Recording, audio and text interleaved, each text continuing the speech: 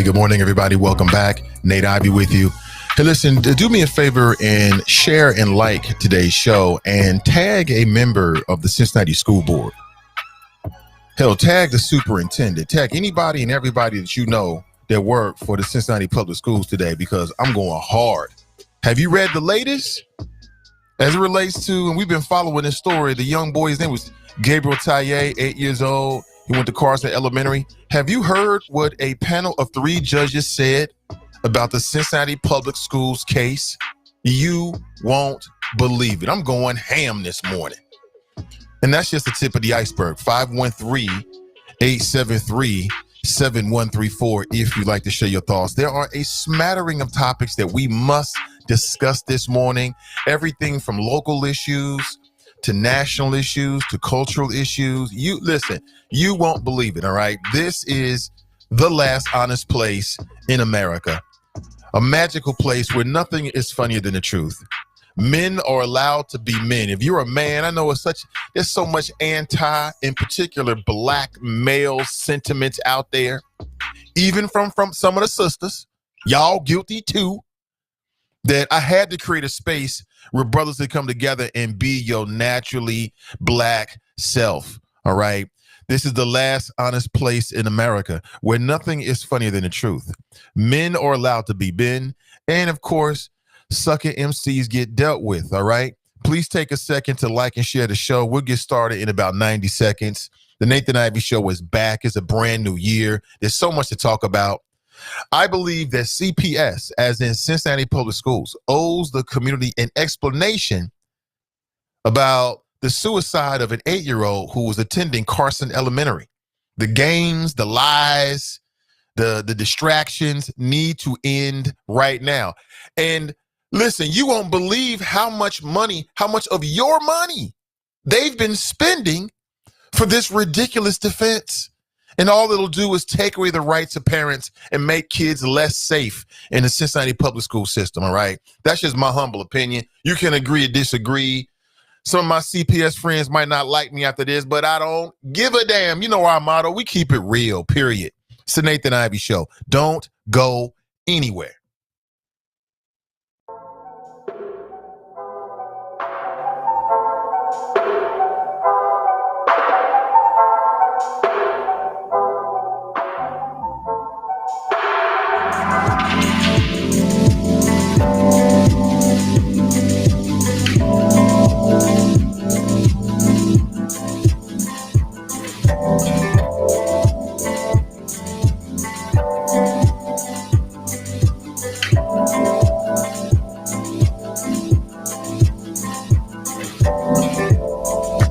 Didn't know the love was war. Then I saw you coming at me.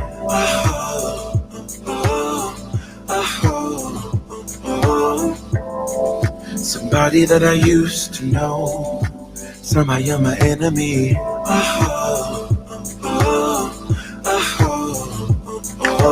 I don't wanna fight no more. Origami on the floor, breaking stuff that's so sentimental. Push and pull is all we do. Life is hollow without you. Ooh, without you, without you, without you, without you.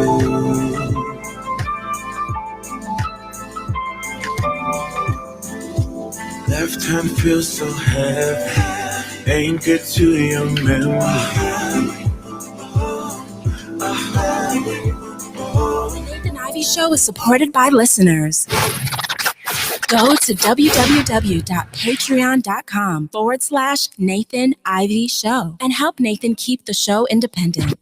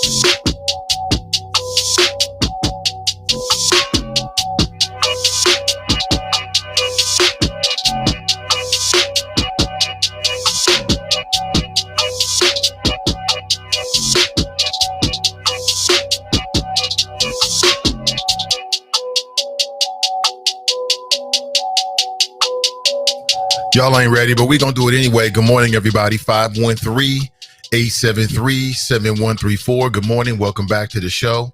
Nathan Ivey with you. Yes, we are broadcasting live today, a little bit later than typical.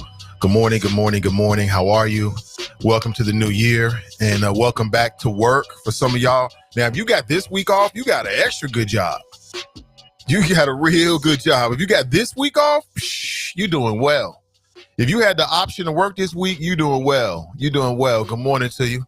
Let's get zipped up and buckled up. It's a very chilly day here in the city of Cincinnati, and I want to get straight to it. 513-873-7134. Have you heard the latest, fam? Have you heard the latest? I want to talk about, and shout out to the Cincinnati Enquirer for their reporting on this.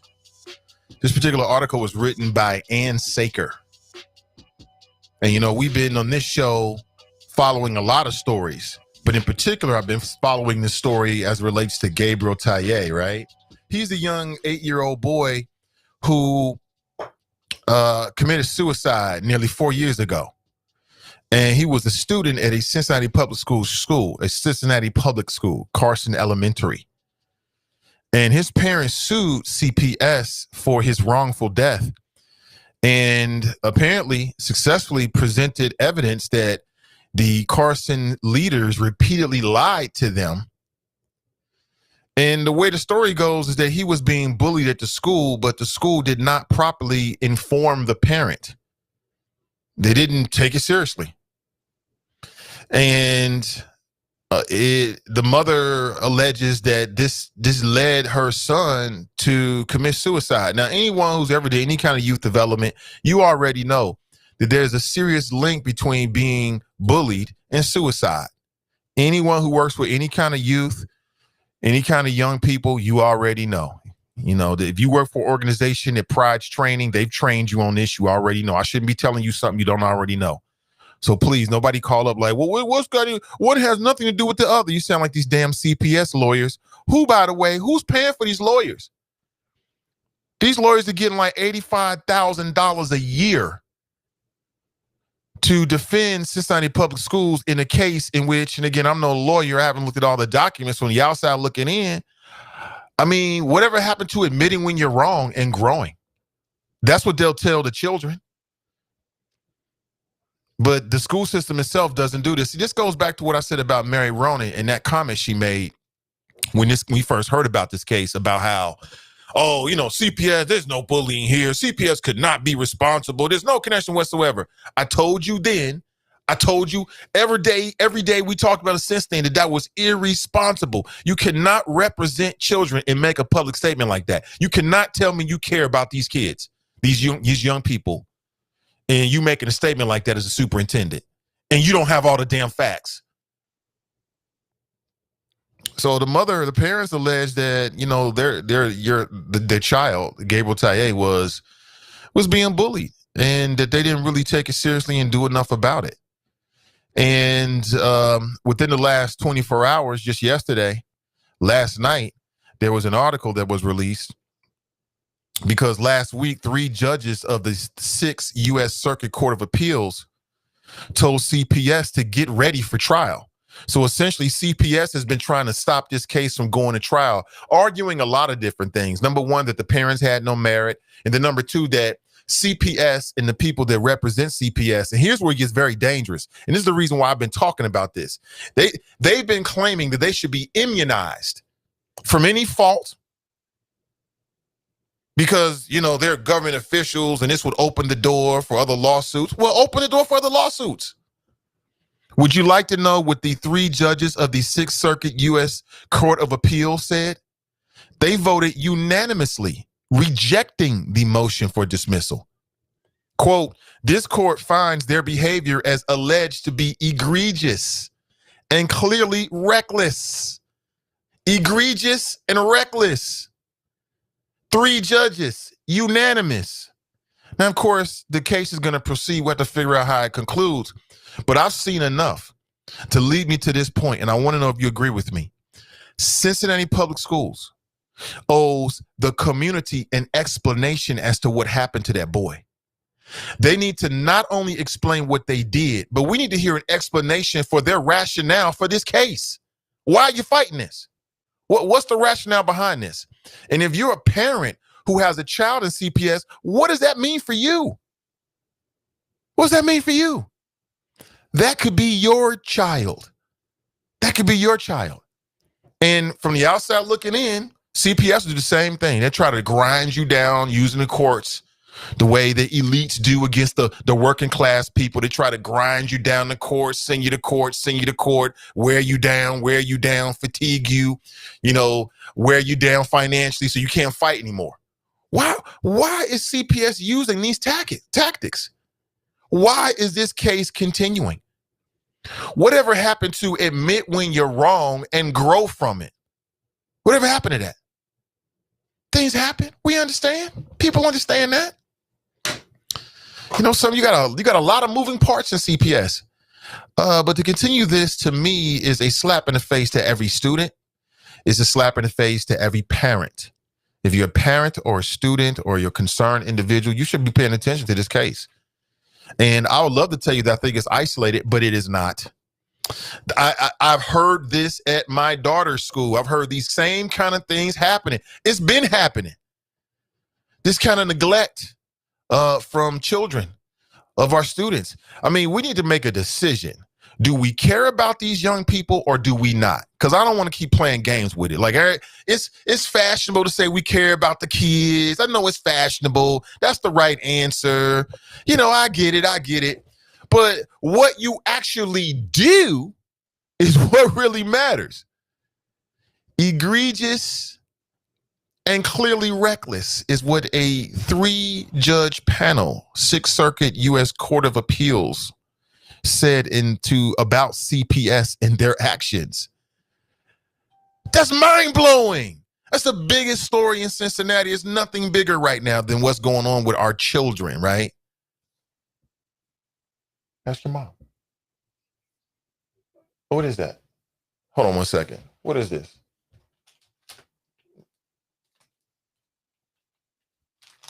Hold on one second. I got to take care of my own child. Since you've interrupted the show, son, go ahead and say good morning. Good morning. There you go. That's great. You have to come upstairs. I did. There you go, buddy. I came down here to check on you. You were knocked out asleep. Oh, man. He said he came down to check on me last night. I was knocked out asleep. All right. That's my passion right there. That's why I do what I do. One day he might be a CPS. What are we going to do? Not fight the system, not try to make sure we got the best system possible? Hell no. I know it's a lot of parents that's scared out there, and maybe you got a good reason. I don't understand what it is, but back to what I was saying. Quote, this court finds their behavior as alleged to be egregious and clearly reckless. Egregious and clearly reckless, thus barring them from the shield of government immunity. CPS was in court arguing that they shouldn't be held responsible because they have immunity from their action. That blows my mind.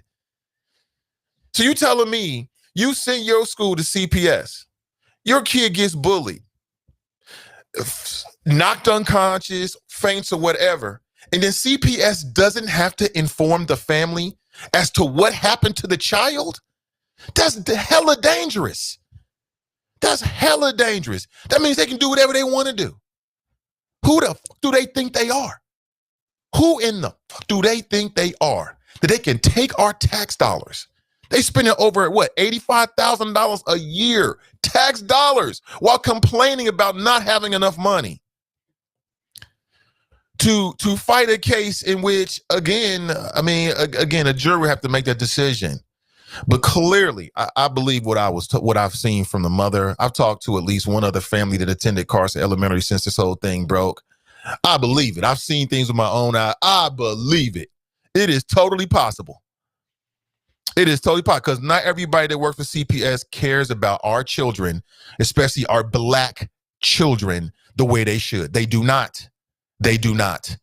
And listen, please link. I'm going to link and tag all the school board members that I'm cool with so they can see the show. Y'all already know this. Stop acting like you don't know. You already know. What you going to do about it? You cannot say you don't hear it because you hear it. You cannot say that parents don't come to you because parents come to you.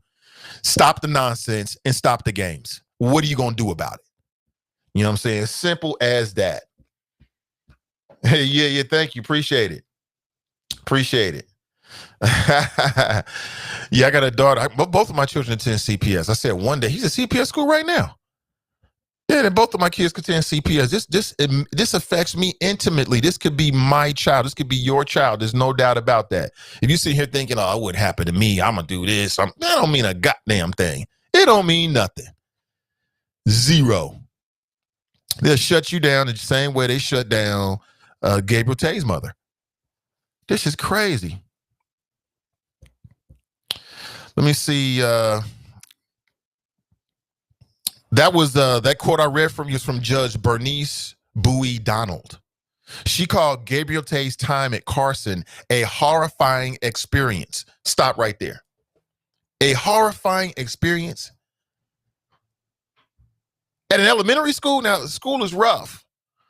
You know, you can't. There's always going to be some levels of bullying. That's always going to be there.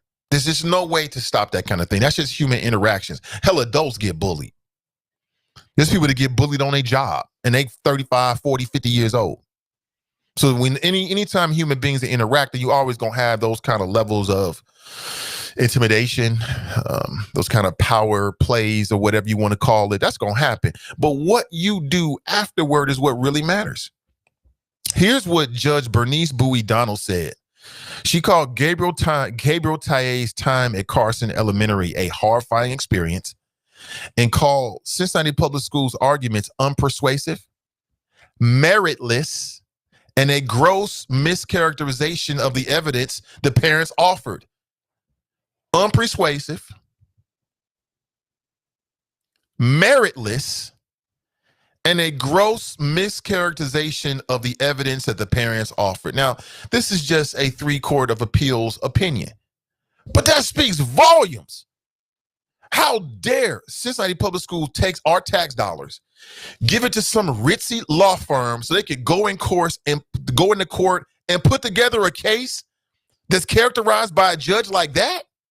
Unpersuasive, meritless, and a gross mischaracterization of the evidence the parents offered.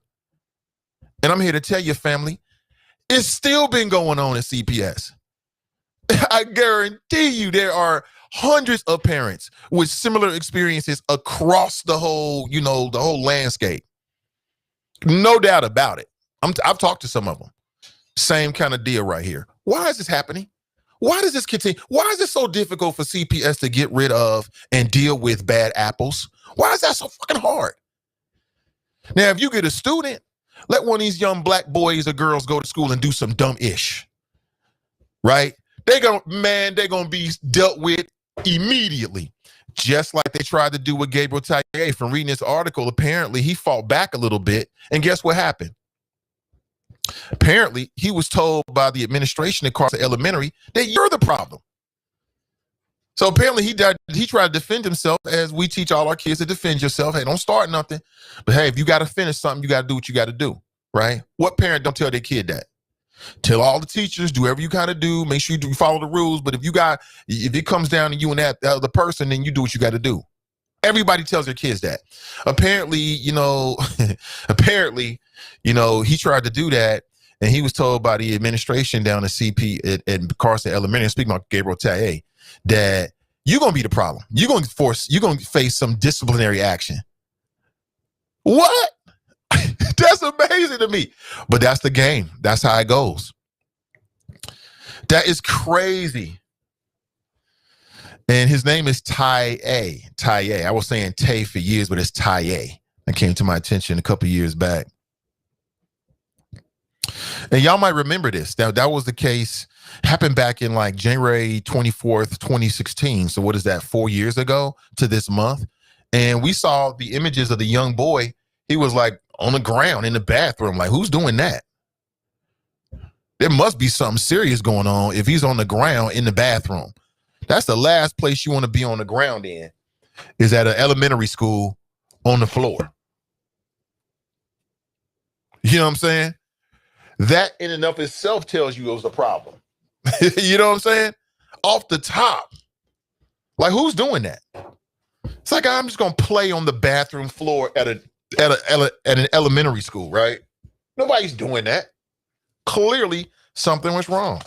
And again, every man, woman, and child that interacts with CPS on any level should care about this case.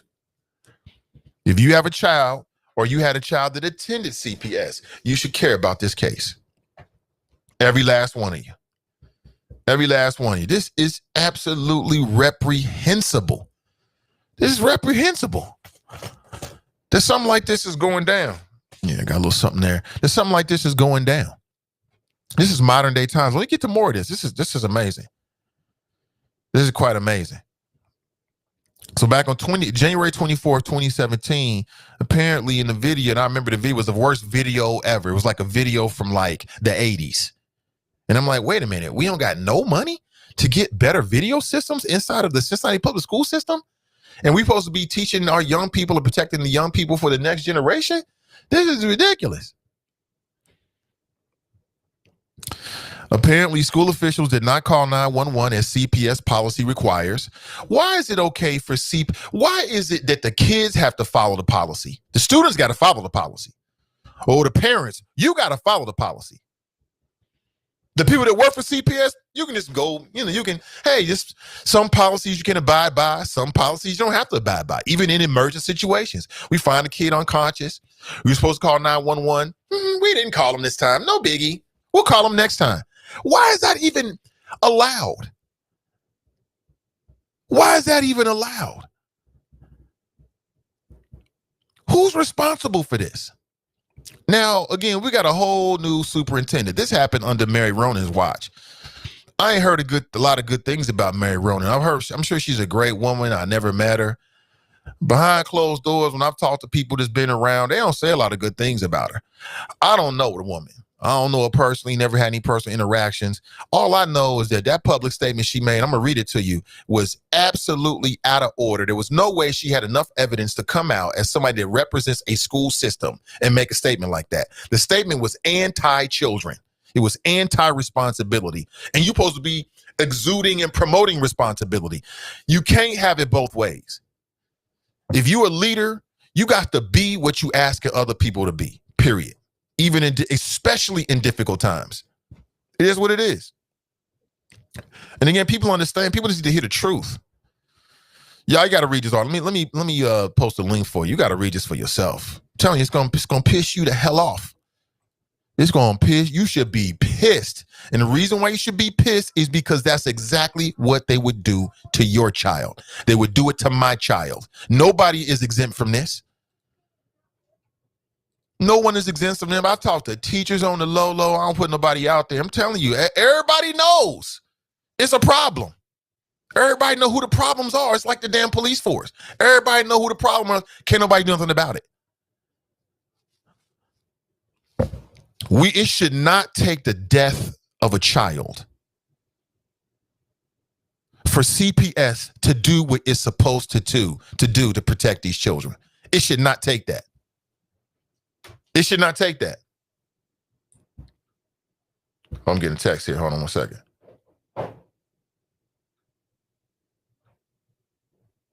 Yeah, okay, thank you. Appreciate it. Yeah, you on point. We see you just listen, when I say I'm about protecting the kids, I ain't joking. I'm not saying it because it makes me look good, it sound good. I really am. Like, if we gonna care about the next generation, then we got to care about it even when it's difficult conversations. Period. across the board.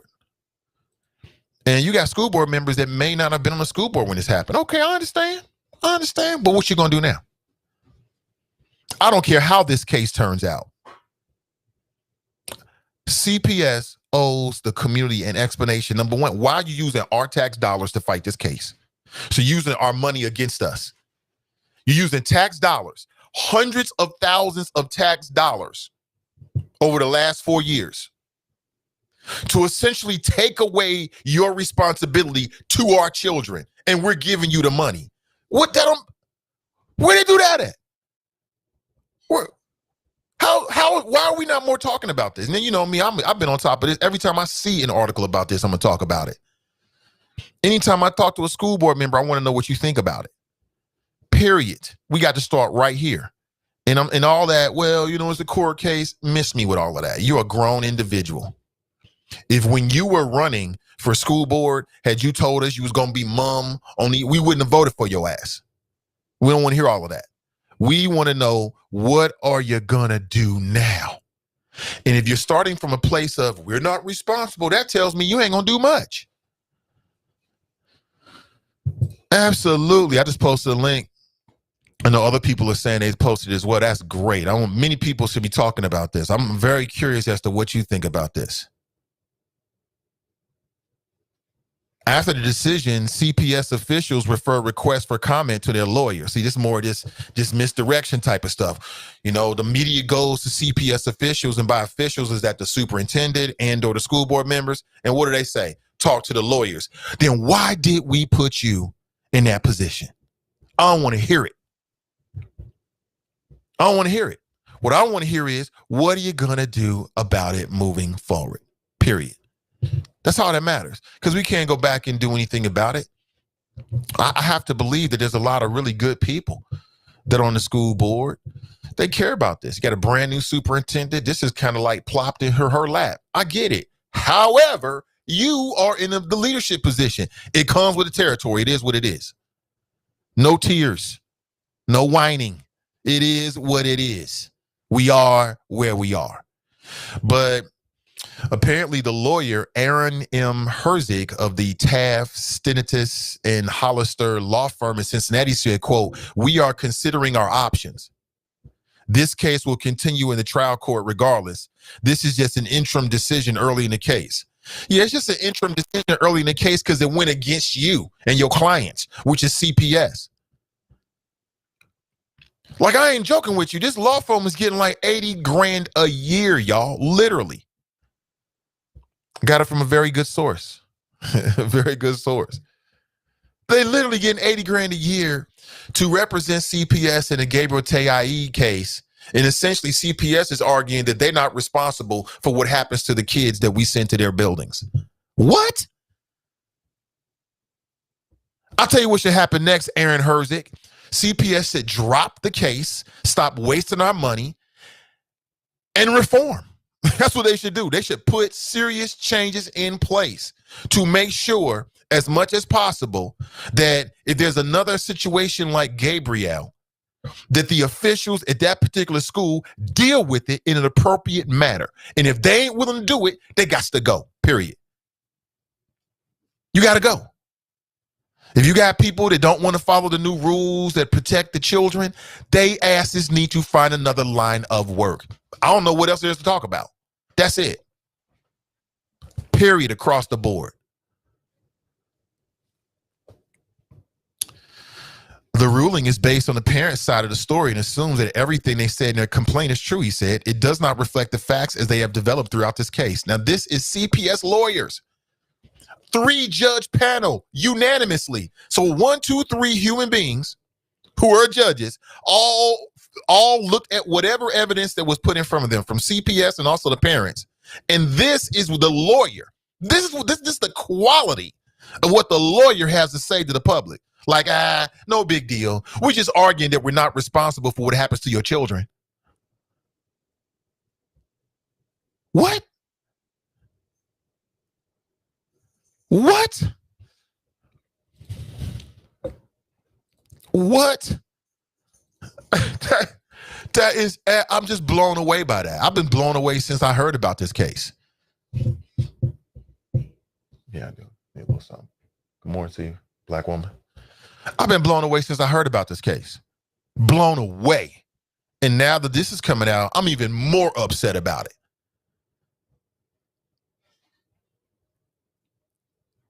And you should be upset about this too.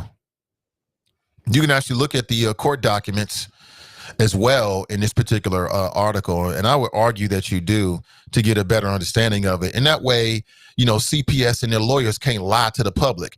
I'm going to say it again. CPS needs to come to the public, to the community, and explain this nonsense. We need to know what actually happened from your perspective, since, you know, the 3-court judge panel is they just believe in everything the parents say. Is that because the parents have more evidence? More believable evidence? We need to understand what happened, to where are these individuals? Where is this nurse? Where is this principal? Where are these individuals that are being named in this lawsuit? You know, did CPS do what the Catholic Church did? You know what they used to do with these priests, right? They find a priest that has strong allegations of being a pedophile. Oh, they wouldn't disavow him. They just push him off somewhere else and not tell anybody. Is that what they did? Are these people clearly now working somewhere in CPS? If so, where and why? That's off the tizzle. Couple questions. Number 3, what are you doing? What are you doing since then to try to get out ahead and deal with these kind of situations? Because again, there's only so much you can do. You can't stop bullying and you can't stop human interaction among people. There's no way you can stop that. But what you can do is make sure that everybody is trained, that you got policy and procedures in place to try to address it and nip it in the bud once it does happen. Has CPS done that? We don't know. Nobody fucking knows, do we? Nobody knows anything. You know what I'm saying? Because I know they got the new anti-racism policy, but so what? I'm not impressed if it's not going to really have an impact, if it's not going to really protect the children and protect the families. What difference does it make? Is that why they're doing it, trying to get out ahead of this case? I don't know. You tell me. 513-873-7134. I can go on for days and days about this, fam, because it's close to me. I'm from Cincinnati. I'm a product of the Cincinnati Public Schools. I know many of you are as well. I have children that attend CPS. My daughter is going to be 16 now. I know that's amazing. I posted a photograph of her. I saw the comments. I can't believe it either, man. It's true what they say. They grew up super fast. But I want to kick off the show with that this morning and put that right front and center on your mental radar screen, so perhaps you could circle back around and just keep it in mind. But we deserve an explanation on multiple levels. Number 1, you wasting our tax dollars. You wasting our money fighting this case, and it looks from the outside looking in with no real evidence other than what I'm getting from the media, all those caveats, that you're dead wrong. That's what it looks like, CPS. And I'm a CPS parent. I haven't seen any serious reforms that are put in place. Now, I know they did something with, you know, the good folks over at Cohere. Shout out to Dunny Isaacson and his crew. Cohere, they do great work, but I'll be honest with you, I wasn't too impressed by what came up out of it. Peer-to-peer, no punitive, all of that. If you got somebody that's a student and they have a history of bullying, they need to be dealt with, period. Simple as that. Every allegation needs to be documented. Every single allegation at a particular school in CPS of bullying or anything close to bullying needs to be documented. Every allegation needs to be documented. Why? For data purposes. That's why. Every allegation needs to be fully investigated. And if the administrators that are currently at these schools are not equipped to do it, then get their ass up out of there and get somebody in there that can get the job done, that can multitask to the levels of the new expectations. And if they can't do that, they got to roll. How's that so hard? That's the way it works anywhere else in the world. Every other job in the world, you do some of this issue, your ass out the door. But you're just dealing with children. You're just dealing with primarily black children, black and brown children, right? That's the overwhelming majority of the children that they're being serviced by CPS. Is that why we're seeing this kind of they dragging their feet? I don't know. You tell me. Some got to explain this. Something has to explain this. I am searching for explanations this morning. Gabriel's parents sued Cincinnati Public Schools for his wrongful death and presented evidence that Carson leaders repeatedly lied to Gabriel's mother. And I'm here to tell you, there are teachers and administrators that will lie straight up in your face. Now, how you deal with a person that's lying to you about your kid? Now, I want to know from the public. Something happens with your child with CPS, and teachers and administrators straight up lie. Who do you talk to? Who do you go to? Who do you call? What can you do about it? In most cases, not a damn thing. You got to eat it. You got to eat it. Ain't nothing you can do about it. If you call the school board, I'm going to tell you what they're going to tell you. Well, they're going to give you the number to the superintendent, or they're going to say, did you call the principal? You should call the principal. They can't do nothing. And what if they could do, they're not going to do it. What if you can't get a hold of the principal? What if you got a principal that's completely MIA, right? Missing in action, can't get him on the phone. Who are you going to call? You might be able to get through a CPS, maybe. Maybe you'll call the superintendent. Tell me how that works. So who are you going to call? Don't say Ghostbusters because it's too serious. But who are you going to call? What are you going to do? Your ass is stuck. That's what you're going to do. You don't have nowhere to go with it. You're going to have to just eat it and be quiet and get back in line and stay in your place and beg and grovel. None of that. I ain't here for none of that. Let me read this article again. This is a paragraph here. Gabriel's parents sued Cincinnati Public Schools for his wrongful death and presented evidence that Carson leaders repeatedly lied to Gabriel's mother, and as the bullying intensifies, threatened Gabriel with punishment if he fought back.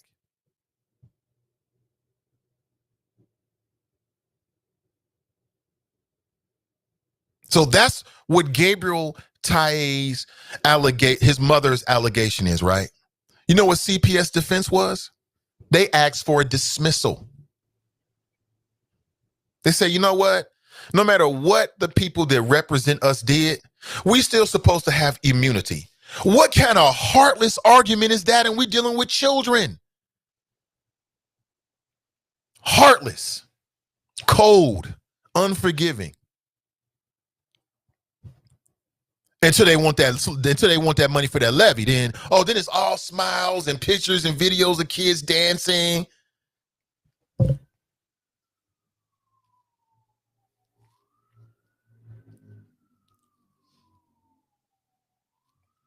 I mean, stop me when I'm wrong.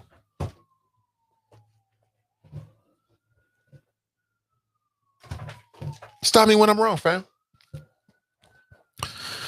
Stop me when I'm wrong. So let me just think about the cold-hearted nature of that.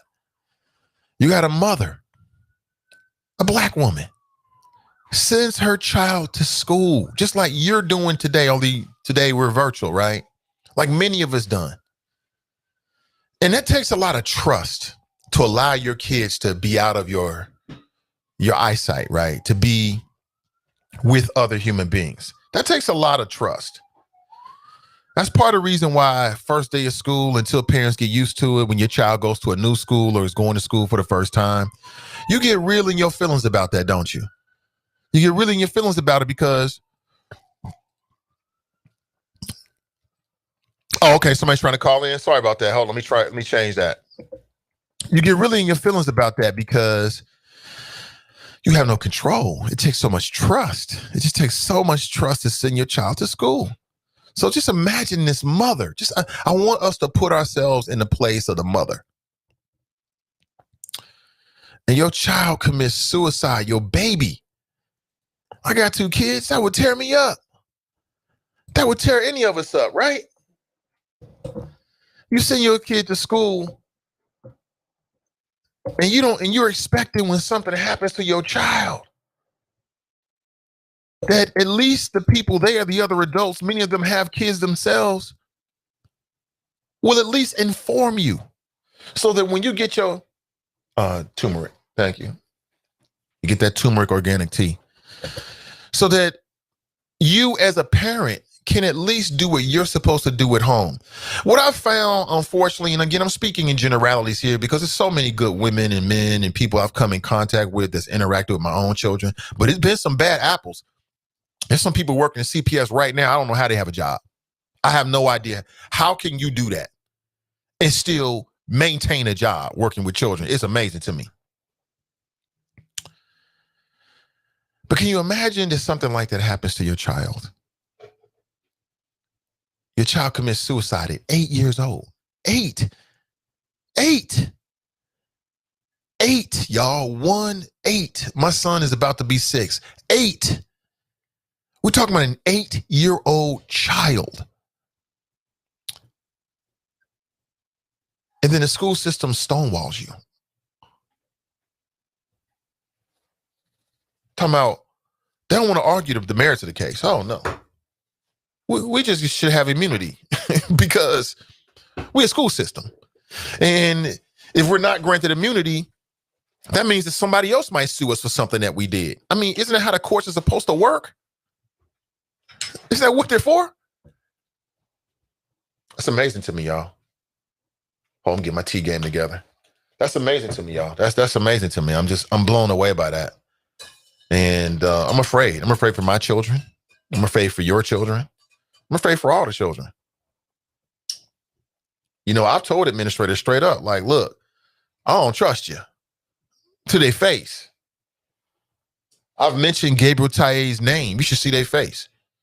Many of them either don't know or they just stonewall it to their face. Like, look, we plays no games over here because what we supposed to do, wait until my kid is bullied and commits suicide and then you're going to say, oops, my bad? Hell no. Hell no. I'd rather raise hell today than let that happen. Like I said, I don't mind being unliked and being unpopular. I don't mind none of that. I'm here for all of that. But let's go straight to the phones. Good morning. Welcome to the show. Good morning, Nate. Hey, good morning. I have to call you back. My little child is upset about his Robin belt. Oh, no. Good morning, Nate. Who am I speaking with? This is Deborah Nesbitt. I love the way you say that. Good morning, Deborah. Good morning. Child, I got a story to tell you. And it's a personal story.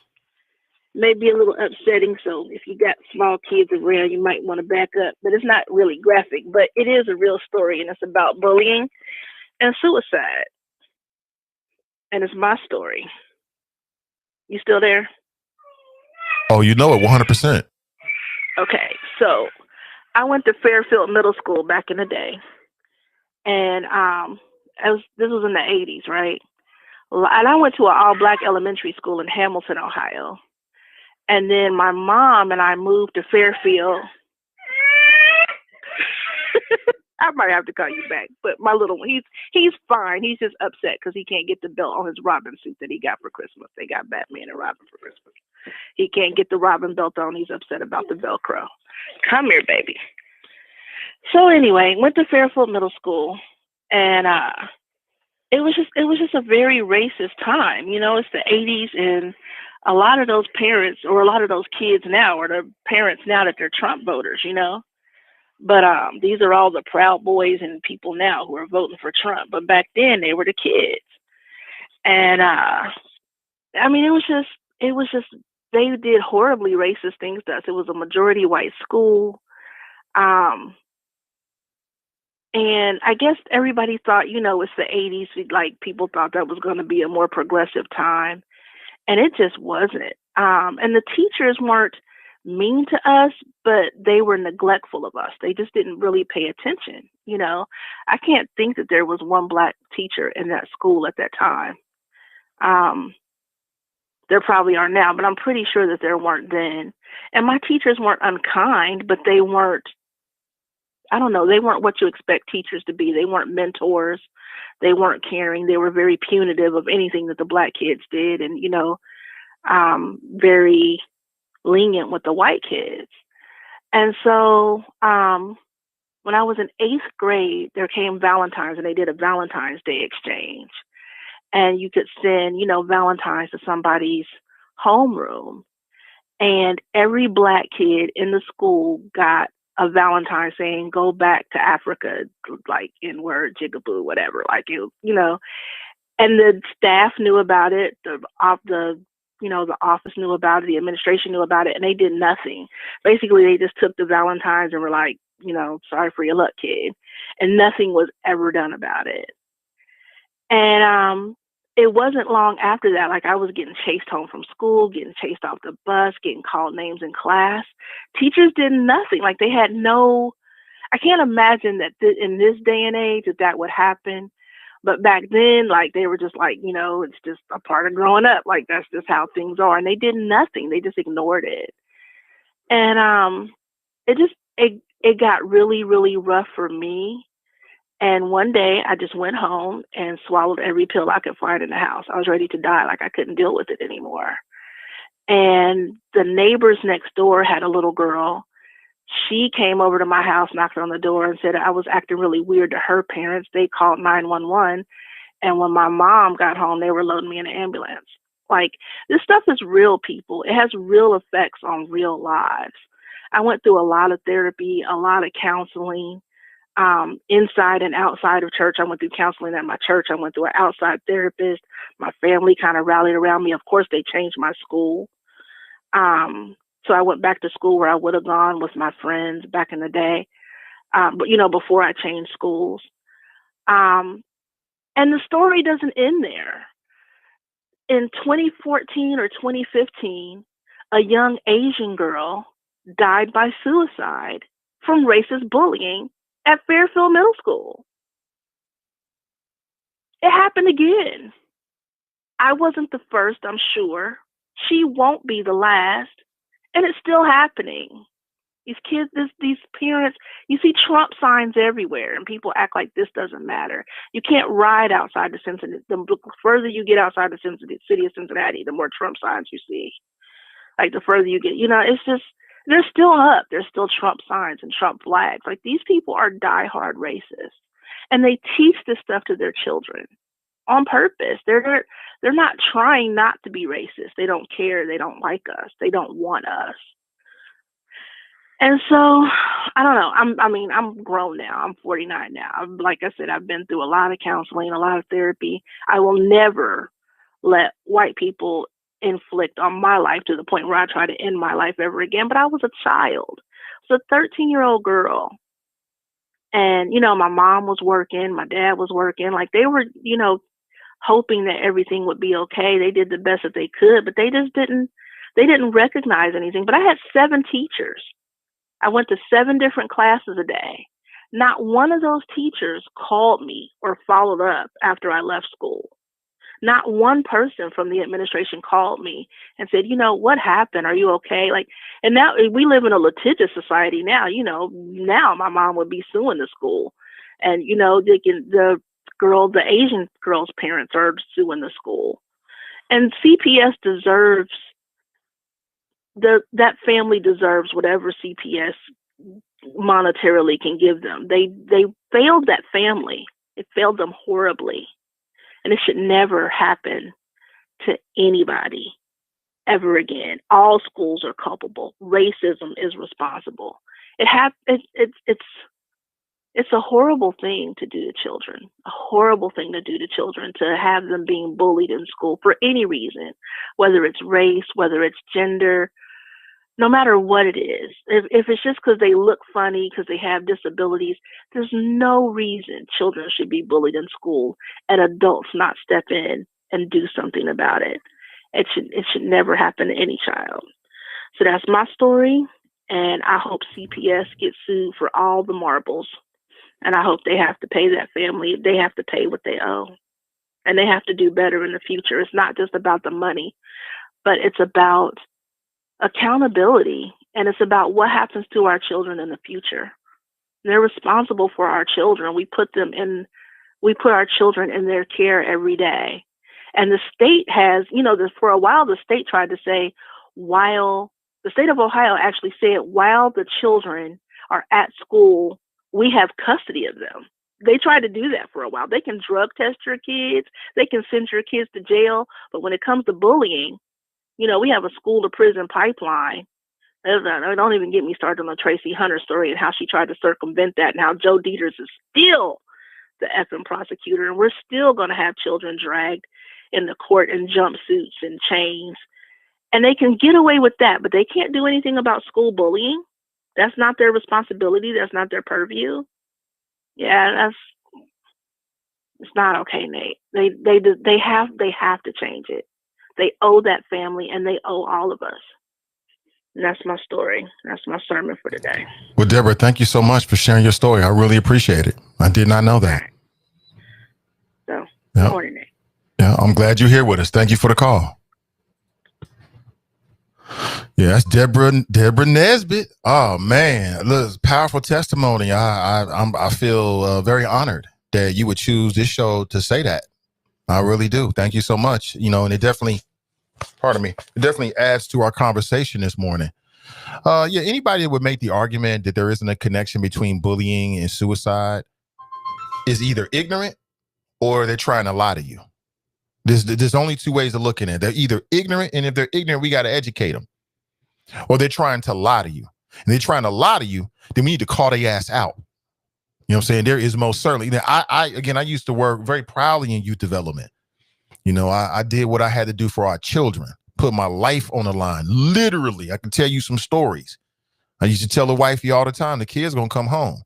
So I'm not telling you something I don't have some experience with. I was trained by CPS many years ago about bullying. It was like an all damn day training. I was there for like 5 hours. And they kept going over the fact that there's a link between bullying and suicide, and then Gabriel Taye case happens, and y'all want to claim that you should have immunity? Wait a minute. Wait a minute. Like, I don't know. That'll be up for the judges. I wasn't there. But from the outside looking in, with the available evidence that I have, which is collection of news stories and then my own experience and then anecdotal evidence talking with CPS parents, former and current, it rings true to me. And then we all saw the video. But let's go back to the phones. Good morning. Welcome to the show. Hello. Hello. Good morning. Good morning. How are you? I'm doing great. This is Eve. Eve? I just wanted to share my experience. You said Eve? With CPS. Okay. Good morning, Eve. Yes. Good morning. I listened to the previous caller. Don't want to take anything from that lady's experience at all. But I beg to differ when I look at this case. I don't think it's about race. It's about failure to protect the students. And I'll just share a little bit of my experience with CPS. And I will not share my son's name or the school he went to because he is still in the CPS, CPS web. He still goes to CPS schools. But when kids are younger, like Gabriel Ty, when they're that age, 4th to 6th grade, or just that young, they're very impressionable. They're looking at their teachers as second mothers. And mainly our Black boys are being taught by a lot of women. There are not a lot of Black male teachers or just male teachers, period, in the CPS network. But my son attended a CPS school in elementary. And from 4th to 6th grade, I had constant issues with this school, with the administration, with the principal, with his teachers. Now, my son, who was diagnosed with ADHD, probably in 7th grade, unbeknownst to me, he had the symptoms and the signs, but I was one of those parents that was in denial, until I had to see it for myself. And then I got my son the help that he needed. But during that time, the interim of 4th to 6th grade, he had a couple teachers that, maybe have seen this in other kids and just basically placed them in the box. My son created a whole behavior record from 4th to 6th grade with one teacher and her assistant. And what I mean is, every time my son did something, if he said something, if he looked the wrong way, she was calling me on the phone. He was getting sent to the office. He was getting written up. If he licked his tongue out, just stuff that kids do. He was being reprimanded for it. So he was like literally beat down from 4th to 6th grade. And then here I am as a parent just wanting my kid to go to school and act right and do his work and listen and sit still and all of that, and still in denial of his ADHD diagnosis. I'm siding with the teachers like, well, why aren't you doing this? So not only is my son getting beat down at school, he's coming home and getting beat down by me, not beat down literally, but, just being talked at by me. So that did something to his confidence. So right now he's a teenager and he's getting that back, growing, and he's gotten over it. Guarantee he doesn't forget that. But when he would come home and tell me that, Mom, my teacher did this, my teacher said this, he wasn't so great at math back then. And the teacher knew it. She knew, he struggled, but she would call on him. He would be the first person that she called on. Did you do your homework tonight? Can you do this problem? Just humiliation almost in front of the other class. And so he would come home and tell me these stories about this teacher and her assistant and what they did to him and how it made him feel. And as a parent, I'm hurt. I'm like, wait a minute, hold on. Let me find some Vaseline, put my shoes on and go up to this school. Because today, you're not going to do that to my child. You're not going to humiliate him and embarrass him. What you will do is help him because you're his teacher. So conferences with the principal, with the teachers, many. We're talking a span of 2 years, 3 school years, as a matter of fact. So basically, I ended up writing the school board or the Board of Education, letting them know like what was going on with my son, how I feel, how I asked for my son to be placed in a different classroom. And yes, it is easy for people to say, well, why didn't you just take your son out of that school? Well, why didn't you do this and why didn't you do that? When you live in this district, you would know. But at the end of the day, the school board sent me a letter back and said, your son is being taught by a highly qualified teacher, and gave me a list of bullets of what made this teacher highly qualified. And basically it was a smack in my face as to say, don't come to us with this because your son's teacher is highly qualified to teach him. So you need to just let her do her job. In so many words, that's how I felt. But I also felt like, if this is all that makes this teacher highly qualified, hell, I exhaust all these bullet points with the exception of a teaching certificate. So does that make me highly qualified to teach my son too?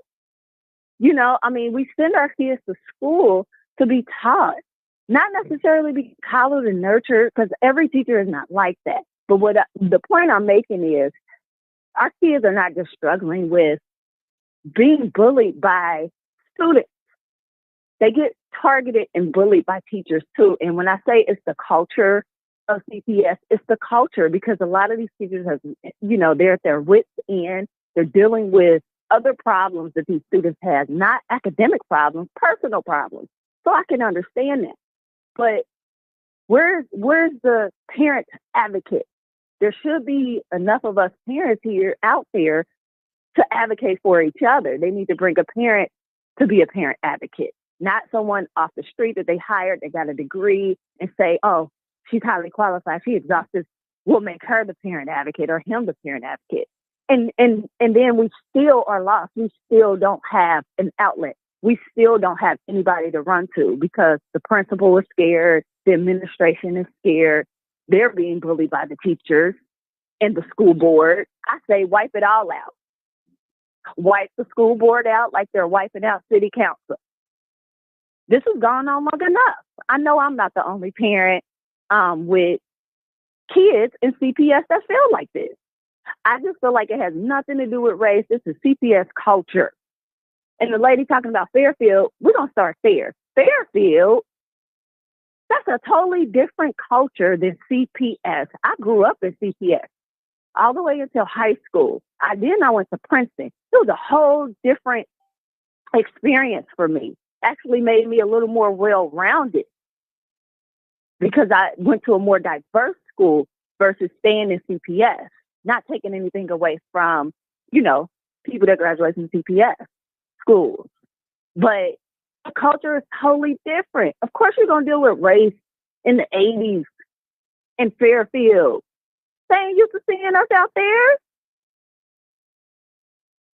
I'm just saying, they failed to protect that young man and protect his family. They have done so many families wrong. Wipe them all out. And that's all I got to say.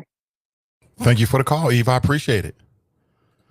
Yeah, All great right. flows. That's powerful right there. Powerful. And in my own experience, I can't say that nothing she said is wrong. When she's talking about the culture and it's happening and teachers bullying kids, that certainly happens. It most certainly it happens at my daughter's school, which is Walnut Hills. I ain't afraid. Do what you gonna do. Let's get it popping. Do it. Whatever's gonna happen is gonna happen. You know what I'm saying? But I'm not living life on my knees, period. For no man or woman. Ain't happening. It does happen. I've talked to white parents and black parents. I keep saying it, right? Do we got to posse up and do with CPS what they did to city council and start bum rushing the meetings, start getting public, start calling people out? Is that what we got to do? Then let's get it popping. Let's do it, because this needs to end. Stop the BS, period.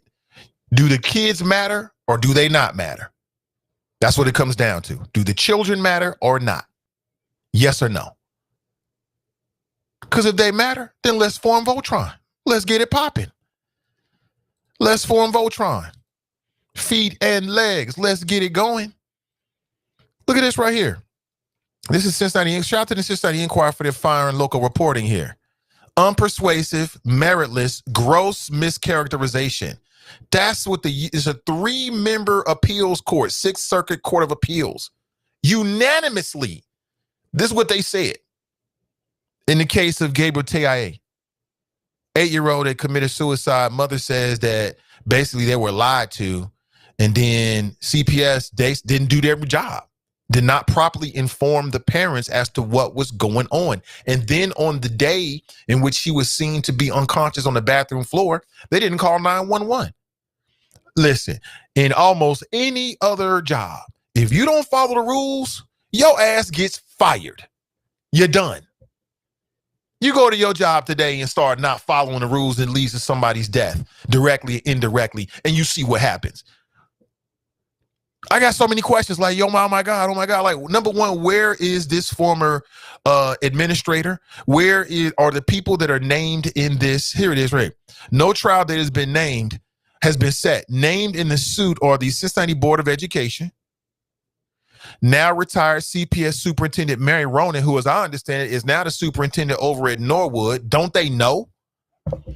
Former Carson Elementary Principal Ruthenia Jackson, former Carson Elementary Assistant Principal Jeffrey McKenzie, and former Carson nurse Margaret McLaughlin. Where are these individuals? Now, we know what Mary Ronan is, but where are all the rest of these folks? Are they currently working for CPS? If so, why? Why? Because you're guilty until proven innocent, right? Okay. I would say that we need a higher standard when it comes to the people that are working with our children. Can I get a here on that? I'm going to say this again. Cincinnati will never reach its potential until CPS reaches its potential. Do you agree with that? This city, this region will never be the kind of place that we all want it to be until CPS becomes the kind of school system that we need them to be. Can you feel me on that? Across the board, the role they play is too critical in our ecosystem. It's too critical. It's too serious. All right? Let me see here. Ty-A. His last name was pronounced Ty-A, not Tay. Again, I made the same mistakes for years, and it came to my attention a couple years back, and I want to make sure that I respect the family. But I want to get your thoughts about this. 513-873-7134. Judge Bernice Bowie Donald. What are we talking about if you're just tuning in? Hey, Black Russia, what's up, brother? Hold on one second, I'm coming straight to you. Let me get this flow out. But if you're just tuning in, we're talking about the fact that We're talking about this case that involves Cincinnati Public Schools and a young black boy named Gabriel Taye. 4 years ago to this month, he was found unconscious on the bathroom floor. And then he committed suicide a day or two after that. His mother alleges that CPS at Cincinnati Public Schools did not properly inform her as to what was happening with her child. In fact, she alleges that they lied to her.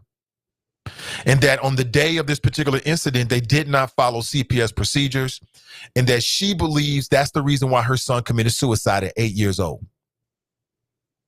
CPS decided that they were going to fight the lawsuit. They're paying somebody, $84,000 a year, if not more than that, to represent them in this lawsuit. And they tried to get the judge to, number one, throw it out, and the judge said no. Then they tried to go to the Sixth Circuit U.S. Court of Appeals to say that CPS should be immunized. Cincinnati Public Schools needs to come to the public and explain to us why they think that they should be immunized.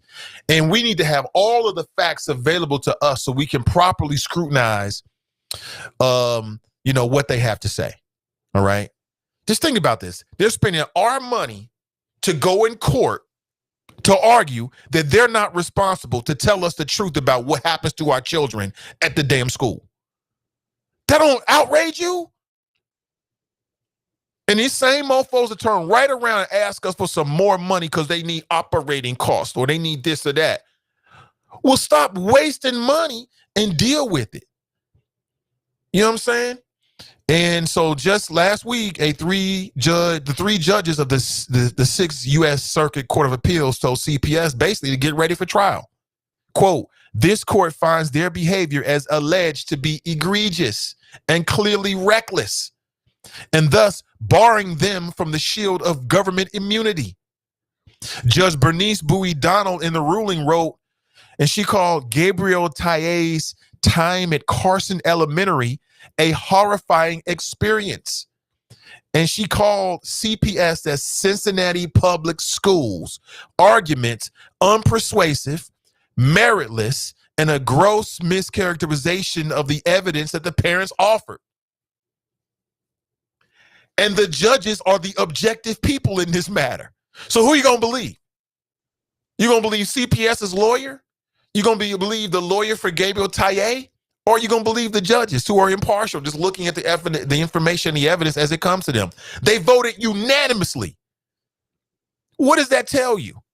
That's amazing to me, but let's go back to the phones. Good morning. Welcome to the show. Hey, good morning, comrade. Hey, what's up, Black Russian? How you doing, man? Hey, I'm good. How are you? Happy New Year. Same to you, brother. Same to you. Doing well. Doing well. What's on your mind this morning? Yeah.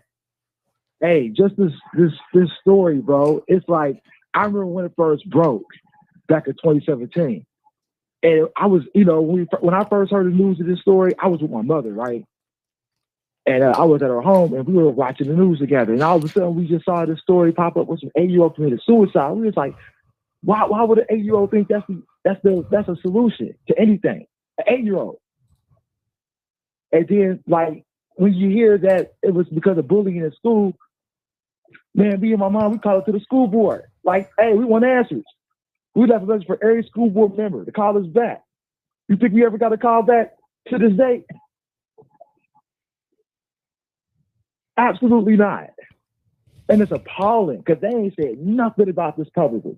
Think about the school board members who got elected in 2017. Mike Rossi, Ryan Messer.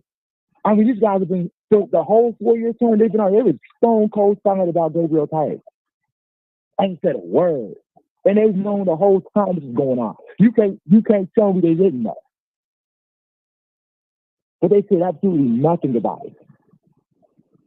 And even the other members, Melanie Bates, you know what I'm saying? She got a new term. I don't know if Eve Bolton was on that same term or not. Nevertheless, there were 4 people who got elected in 2017. They've known about this the whole time. I heard not one school board member mention anything about this. And it's scary.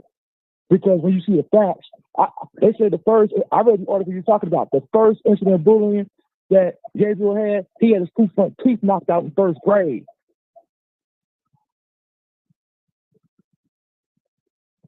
It's horrific. And to your question, I looked to see if this principal of Virginia Jackson was still working with CPS. You know what the answer is? What is it? Yes. So kids, watch out. Parents, watch out. Because when you ask that question, I just, we got Google. We can find anything. She's still on their website. And it got the names of the schools that she's supposedly supervised. There's more than one. How do you even get more schools than one in your scenario? Wait. She's principal. For I understand, she's looking over elementary school and the high school. And she's considered a rising star. I'll send you the link. But it's unbelievable, bro. It's unbelievable. Like, at least from the website, if this stuff ain't accurate, from what I understand from CPS on website, she's in charge of 2 schools, bro. And she's considered a rising star. It's unbelievable. Like, the tone deafness of this school board, of this whole administration. It's scary.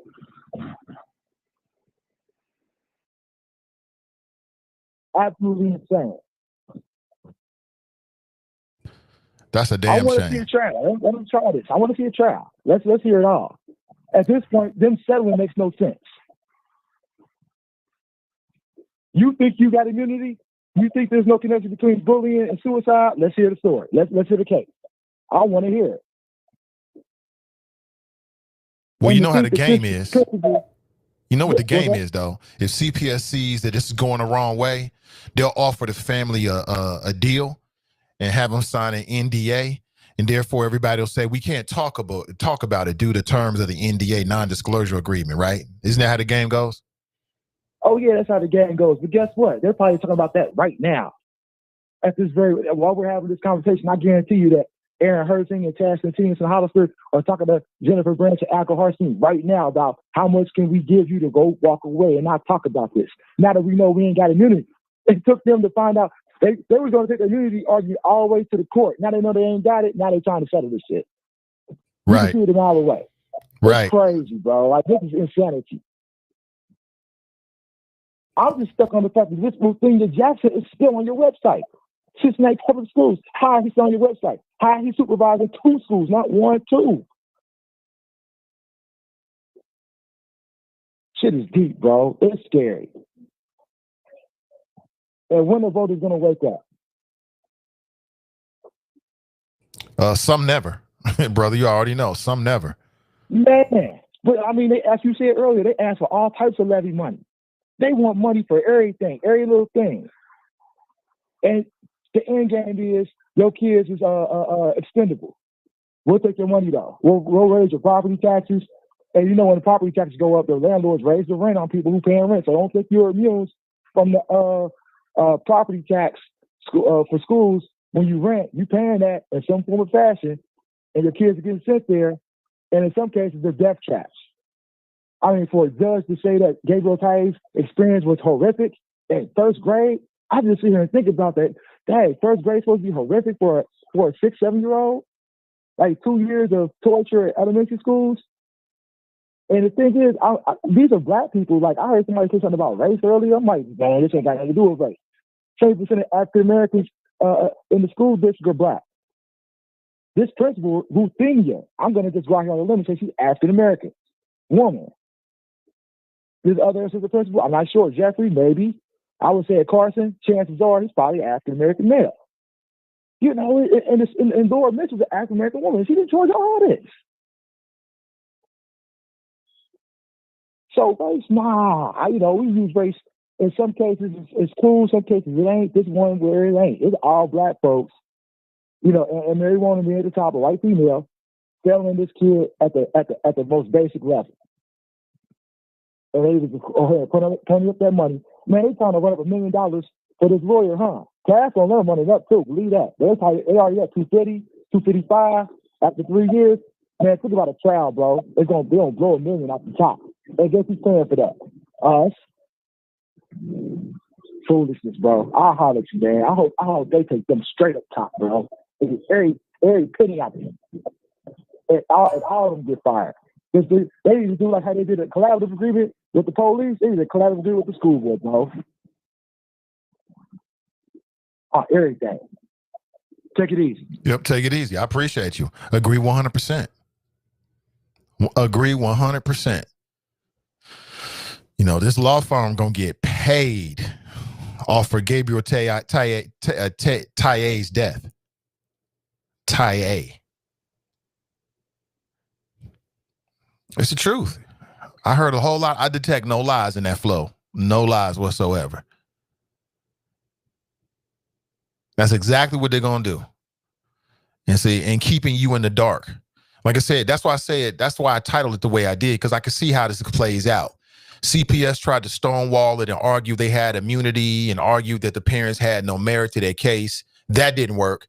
As we get ready for a trial, because people's real sympathetic about that. I would not be, I'm not going to go on a limb and say anything like affirmatively, but I wouldn't be surprised if they copped a deal with the family now, because so many people have experiences with bullying. You really want to go before a trial of people that maybe have experienced bullying? People very sympathetic when he say his face, squeak little boy, what? And then when the argument starts to come out, it starts to hit the public. Oh, they don't want that. So I can see CPS, and this would be another coward-ass move by CPS, because it was a punk-ass move for them to fight this in court anyway, in my opinion. Just when you're wrong, you wrong.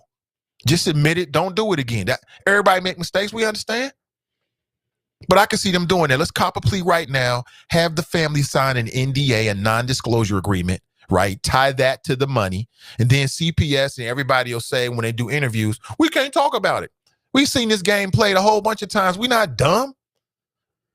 I know they think we dumb, but we ain't dumb. They don't know who we be.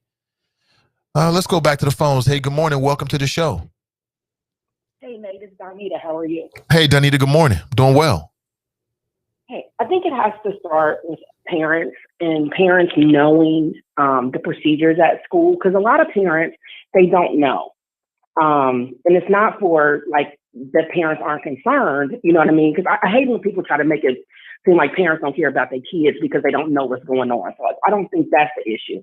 I think it's just parents don't know the procedures. So one of the things that Cincinnati Public Schools is supposed to do is, if your child is involved in a bullying incident, if your daughter went to Lana Hill's office and reported that my child was bullying her, okay, they are supposed to take a statement from her, write it down, or she writes it down, and then they go over it together, sign that it was given, that this happened with the student.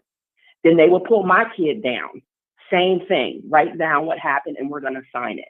Then they're going to investigate, because sometimes it's not true, sometimes it is. But even because that was just reported, the one thing that must happen is you're supposed to receive a letter from the school that your child reported a bullying incident. It will not list the child's name who did it. Obviously, your child could tell you, but it would not list that. But every time there's a bullying incident, a letter is supposed to go home to the victim and to the parent of the kid who did it. So, and I know for a fact that doesn't happen every time, but parents need to be aware that that is supposed to happen. Then that's what is going to be your paper trail. Because let's say my kid is the bullying, my kid is over and over. When you have those letters and you have those discipline notices, when that becomes a pattern, that's when you have to up the consequence. Cincinnati Public Schools has all of their discipline it's almost like a ladder. There's a category 1, a category 2, and a category 3. So when it becomes chronic that my kid is bullied your kid, this kid, that kid, now you need to go to a category 2. A category 2 is automatic that you can suspend that kid. You understand what I'm saying? It's like once you have that paper trail to show, then that's when you move to suspension. If it continues, it can even go to a category 3, which is an automatic 10-day suspension with recommendation for expulsion. Bullying can go up that far, but it doesn't. And it doesn't for a few reasons. Honestly, it is kind of hard to prove that the bullying happened, because you get from working in a school office, you get so many calls and so many kids coming in with things and they're not always truthful. So it is kind of hard to distinguish what is kids just, going at each other and then what is bullying. So that is a fine line to try to figure out. But what we also have to remember is, if we're asking the schools to crack down on bullying, then we can't be upset when they do that. So when these kids start getting suspended and expelled, then we can't turn around and say you're suspending and expelling Black and brown kids too much and putting them on the school to prison pipeline. Because which one do we want? We want our kids to be safe, or are we trying to protect kids that shouldn't be in our schools at all? Which one do we want?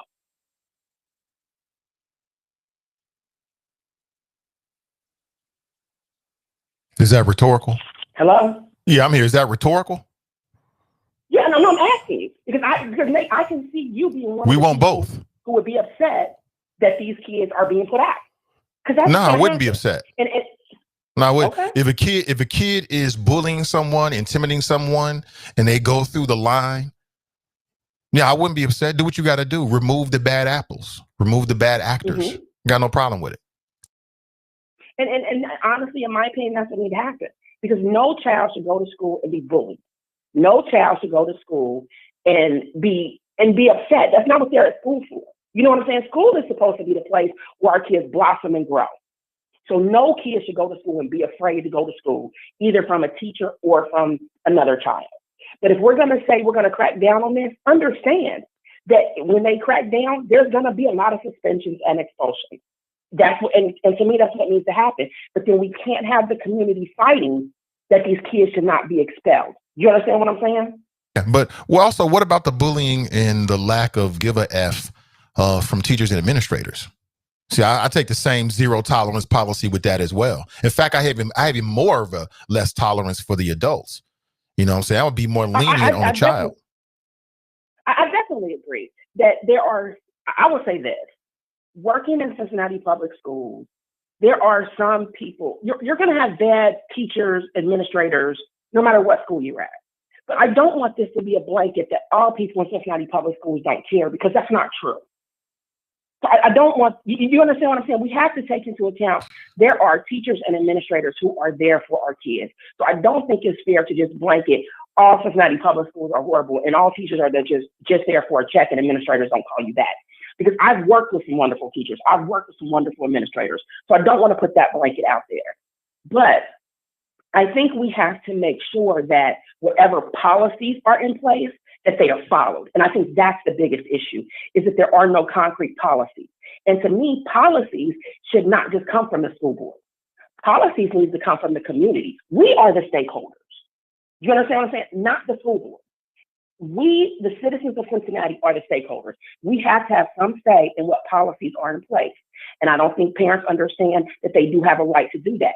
Go to your kid's school, LSDMC, local school decision-making committee, and propose these things. Make them do what they need to do for our children. That is their job. We are the stakeholders. They are responsible to us. We are not responsible to them. Now, but in saying that, there needs to be an expectation for the administrator, the teacher, the parent, and the student. Everybody has an expectation that they need to follow.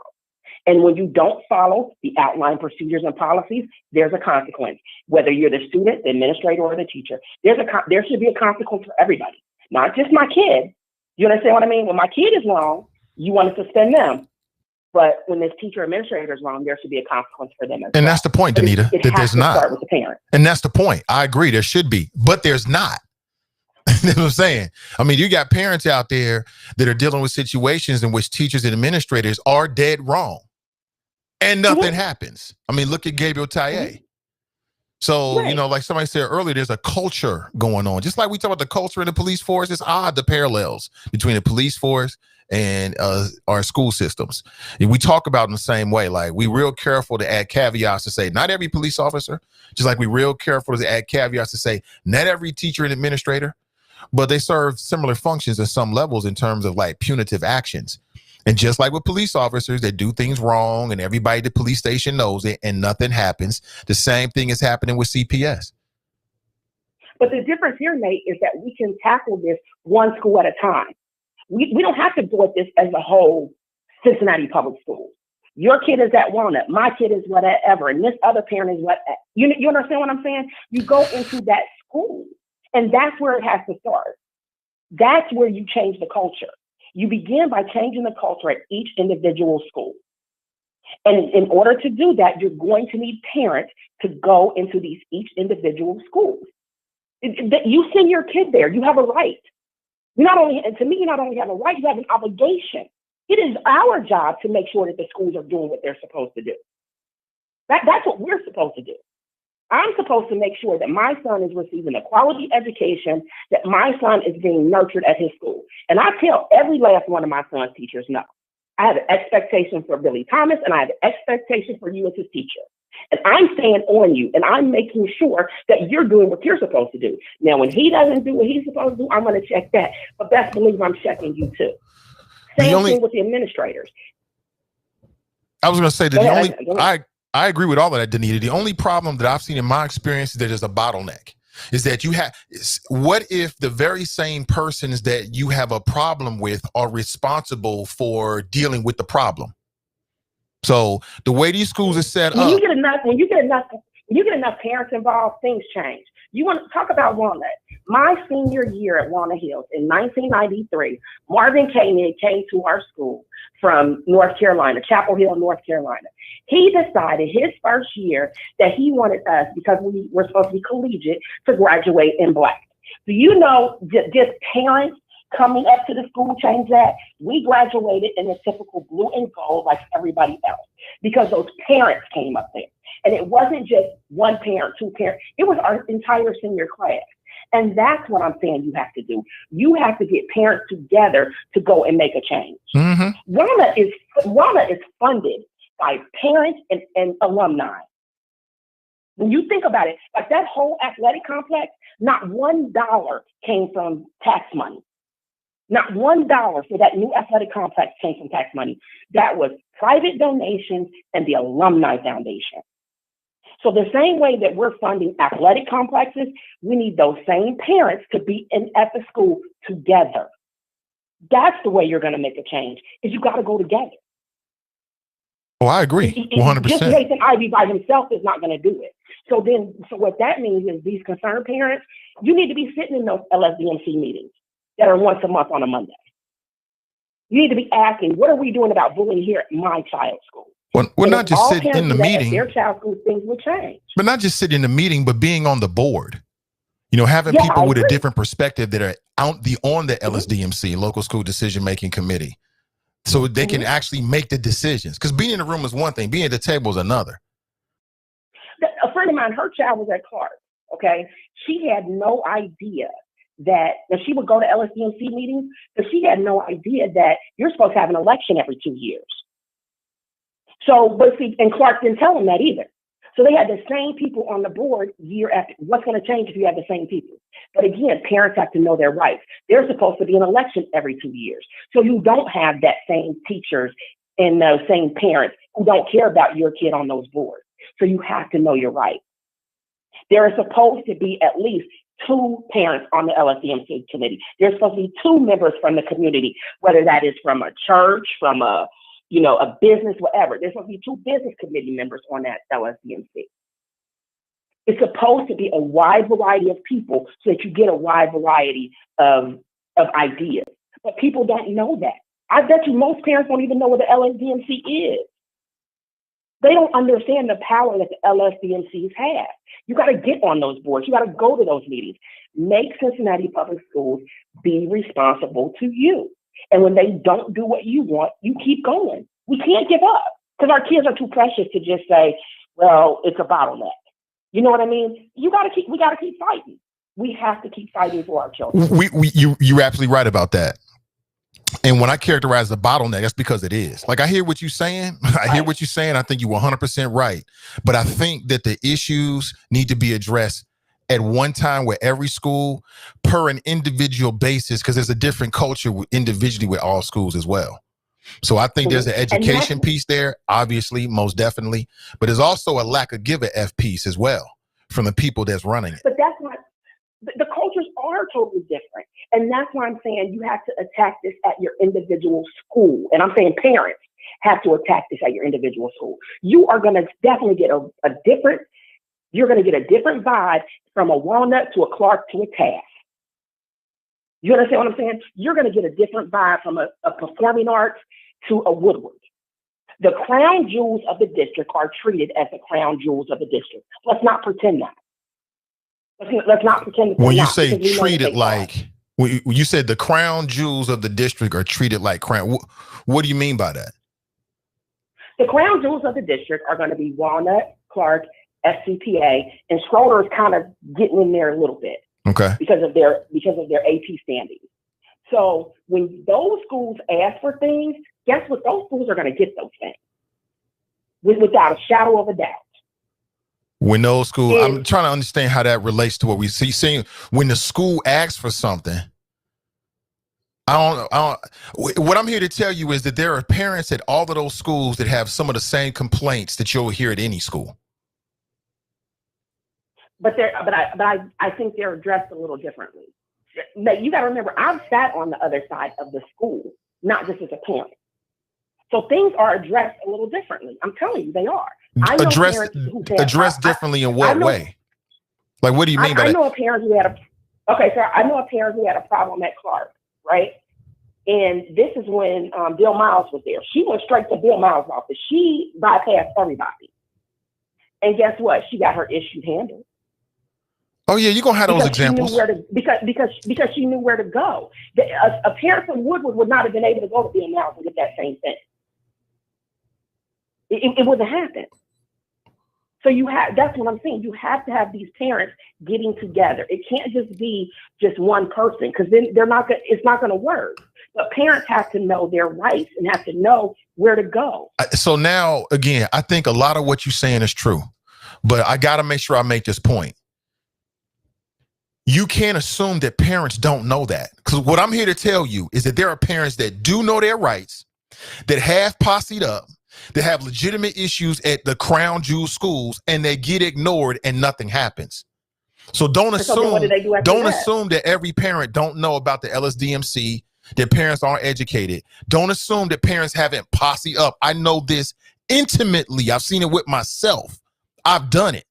And nothing happens whatsoever. So again, there's still a bottleneck there.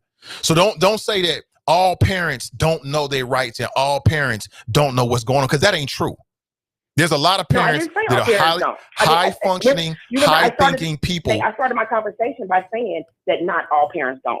But I want to make sure we underscore that, because there's plenty of parents that know how to go to the school board meeting. They go to LSDMC meetings. They go to the parent teacher conference meetings. They know who to call. They know all to do.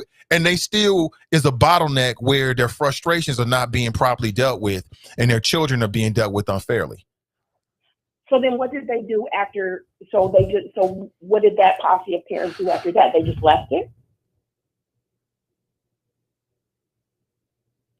No.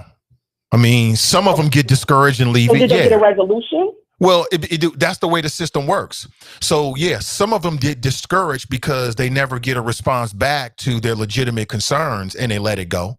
Some of them get aged out. Well, you asked me a question. Let me get it all out. Some of them get it aged out where, their kids just move on to the next grade and now they don't have a kid in CPS. So it's kind of like later for that.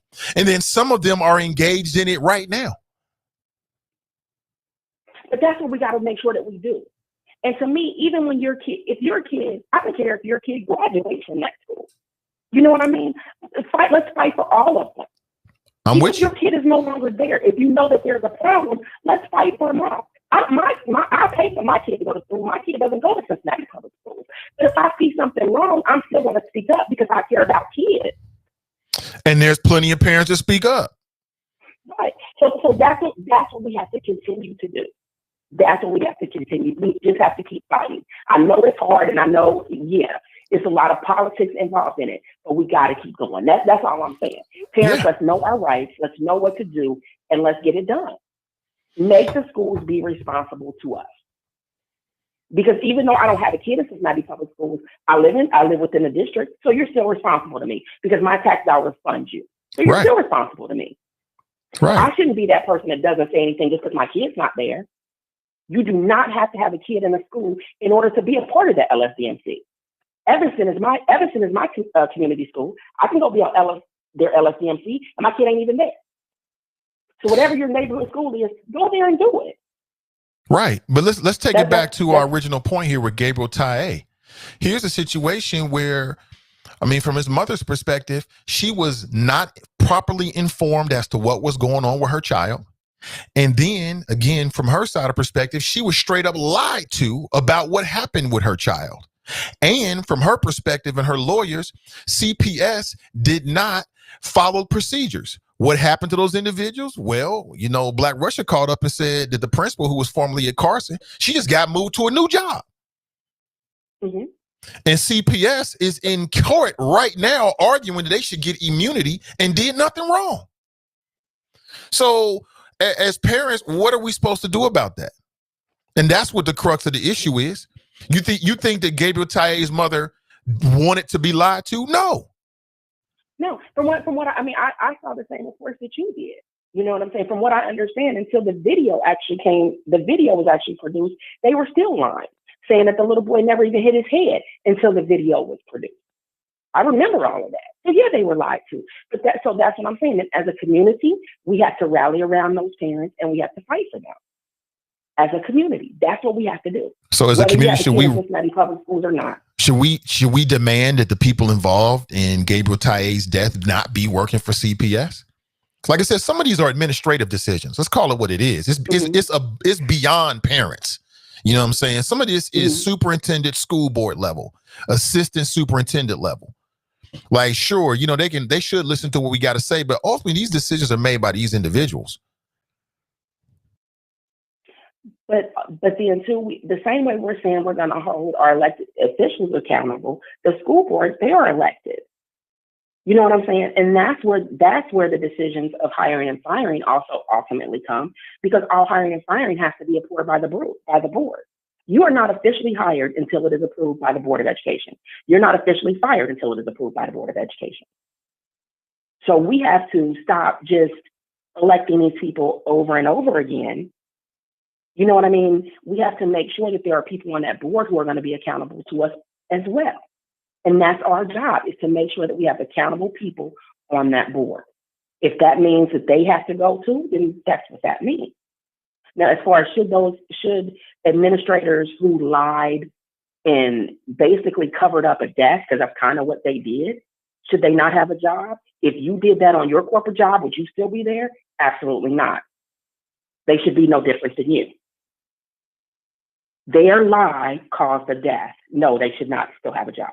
I don't think that if it's proven, you know what I mean? If it's proven that that's what happened, if I did that on my job, I'm fired.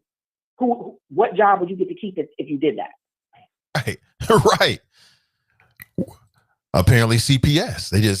They do what the Catholic priest, the Catholic Church did. They just move you somewhere else to another parish. And that's why, as a community, we have to stand up to fight that. That's our job. Agreed on that. Organizing this, because I'm right with you. Agreed on that, Danita. Hey, thank you for the call. I appreciate it. All right. Yeah, most deaf. That's Danita checking in. I agree. It comes back to the us. She 100 on that when it's about us. Yes, parents, but you know, if you got enough parents that had a sustainable effort over time, that's what it'll take. 100%. 513-873-7134. Please feel free to chime in on any of that if you'd like to. I'm here for it this morning. I'm here for all of this. I want all the smoke this morning on this particular topic. I'm here for it. I want to say congratulations to Charmaine McGuffey, sworn in as Hamilton County's first openly LGBTQ and woman sheriff. I think she'll do a good job for the people. I think she'll represent for Black families as well. She is not a Black woman, but I'm encouraged by, you know, what I saw and heard and know of her and heard from community members, that she's open to at least sitting down at the table and listening to what people have to say. I mean, that's the first step right there. Bruce Hoffbauer just told you he wasn't going to be willing to sit down and talk with people on the opposite side of the aisle. And we don't need that kind of leadership. So I think it's a big day for Hamilton County. I know there's one man who works for the Hamilton County Sheriff. This is not a good day for him. What's that brother's name? The Black, was it captain who sided with Bruce Hoffbauer? What's the brother's name again? I forget his name. He's not having a good day today. He is not having a good day today. What's the brother's name again? Somebody help me. What's that? It's on the tip of my tongue. Earl. That's right, Maurice. Earl. Is it Earl Price? Earl Price is not having a good day today. Earl the Squirrel. Y'all hilarious, man. Earl tried to do Charmaine McGuffey dirty. He did it. He tried to do her dirty. Talking about 20 years ago, she slipped my defense and struck me on the jaw. You shouldn't vote for her. Huh? Negro, if you don't go sit your ass down. That was funny time, man. It was straight comedy hour. We talked to Earl for about 90 minutes. It wasn't good. And I asked Earl, like, Earl, what's she going to do if she wins, man? Well, I think I'm close to retirement. That's going to be, man, I wish I could be a fly on the wall for that first roll call meeting when Charmaine McGuffey takes over and addresses everybody, for the first time after being sworn in. And Earl's in the room. I bet you he's going to be sick all this week. He's going to be sick all week long.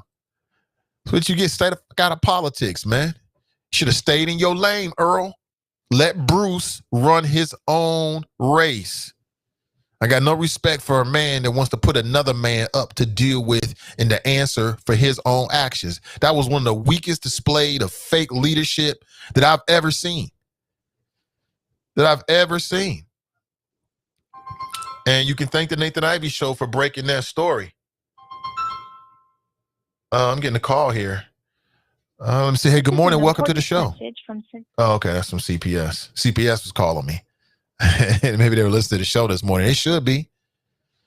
But back to Charmaine McGuffey. So she was sworn in, took her oath of office as the first openly gay person and first woman to become Hamilton County Sheriff. Hamilton County Clerk of Courts, Aftad Pureval, administered the oath earlier this morning. And I'm very happy for Charmaine. I think she'll do a great job and much better job, I think, that Bruce Hoffbauer would have done. Where is Bruce Hoffbauer? He just slinked back into the shadows, huh? And you can thank the Nathan Ivey Show for putting that story out here about how he killed an unarmed black man many years ago. And shame on the Republican Party. Shame on them. They put this man up to be Hamilton County Sheriff. And the first thing they should have done was to lead with an explanation as to what happened. Downright despicable from the Hamilton County Republican Party to put up a man that's got such a checkered background. And this was post George Floyd. I think he was actually running prior to that. Yeah. I think he had already announced that he was running prior to George Floyd or whatever. But still, in a post George Floyd world, there's no way in hell that I'm voting for any person, man, woman, black, white, Democrat, straight, transgender, and you killed an unarmed black man when you were on the force, and you're not going to come to the community and explain it and talk about it at length. I ain't got no respect for you. It ain't happening. You can't get my vote. Talking about I was afraid for my life. By today's standard, that man should have been prosecuted. And he wants to be the Hamilton County Sheriff. That was ridiculous, quite honestly, but it is what it is. So props to Charmaine McGuffey. I know Earl is somewhere like, what am I going to do? Let's go back to the phones. Good morning. Welcome to the show. Good morning. Hey, good morning. Welcome. Hey, this is Vanessa White. How are you? Hey, Vanessa, how you doing? I'm doing well.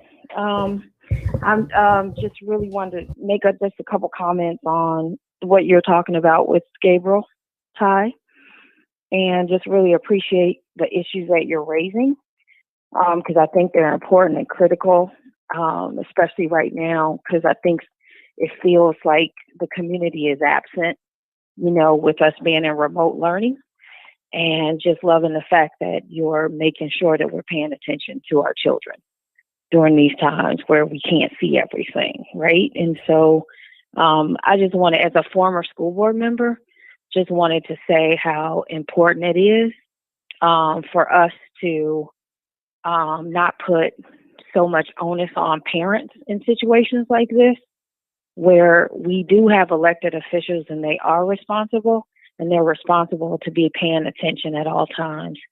And so the school board, we should be, just like we should be with all of our elected officials, Writing letters, challenging, always.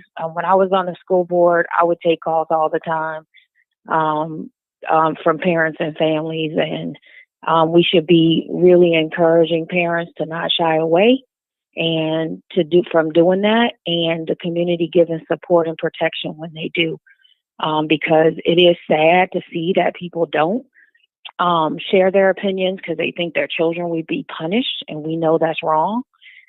Children should be protected in a system.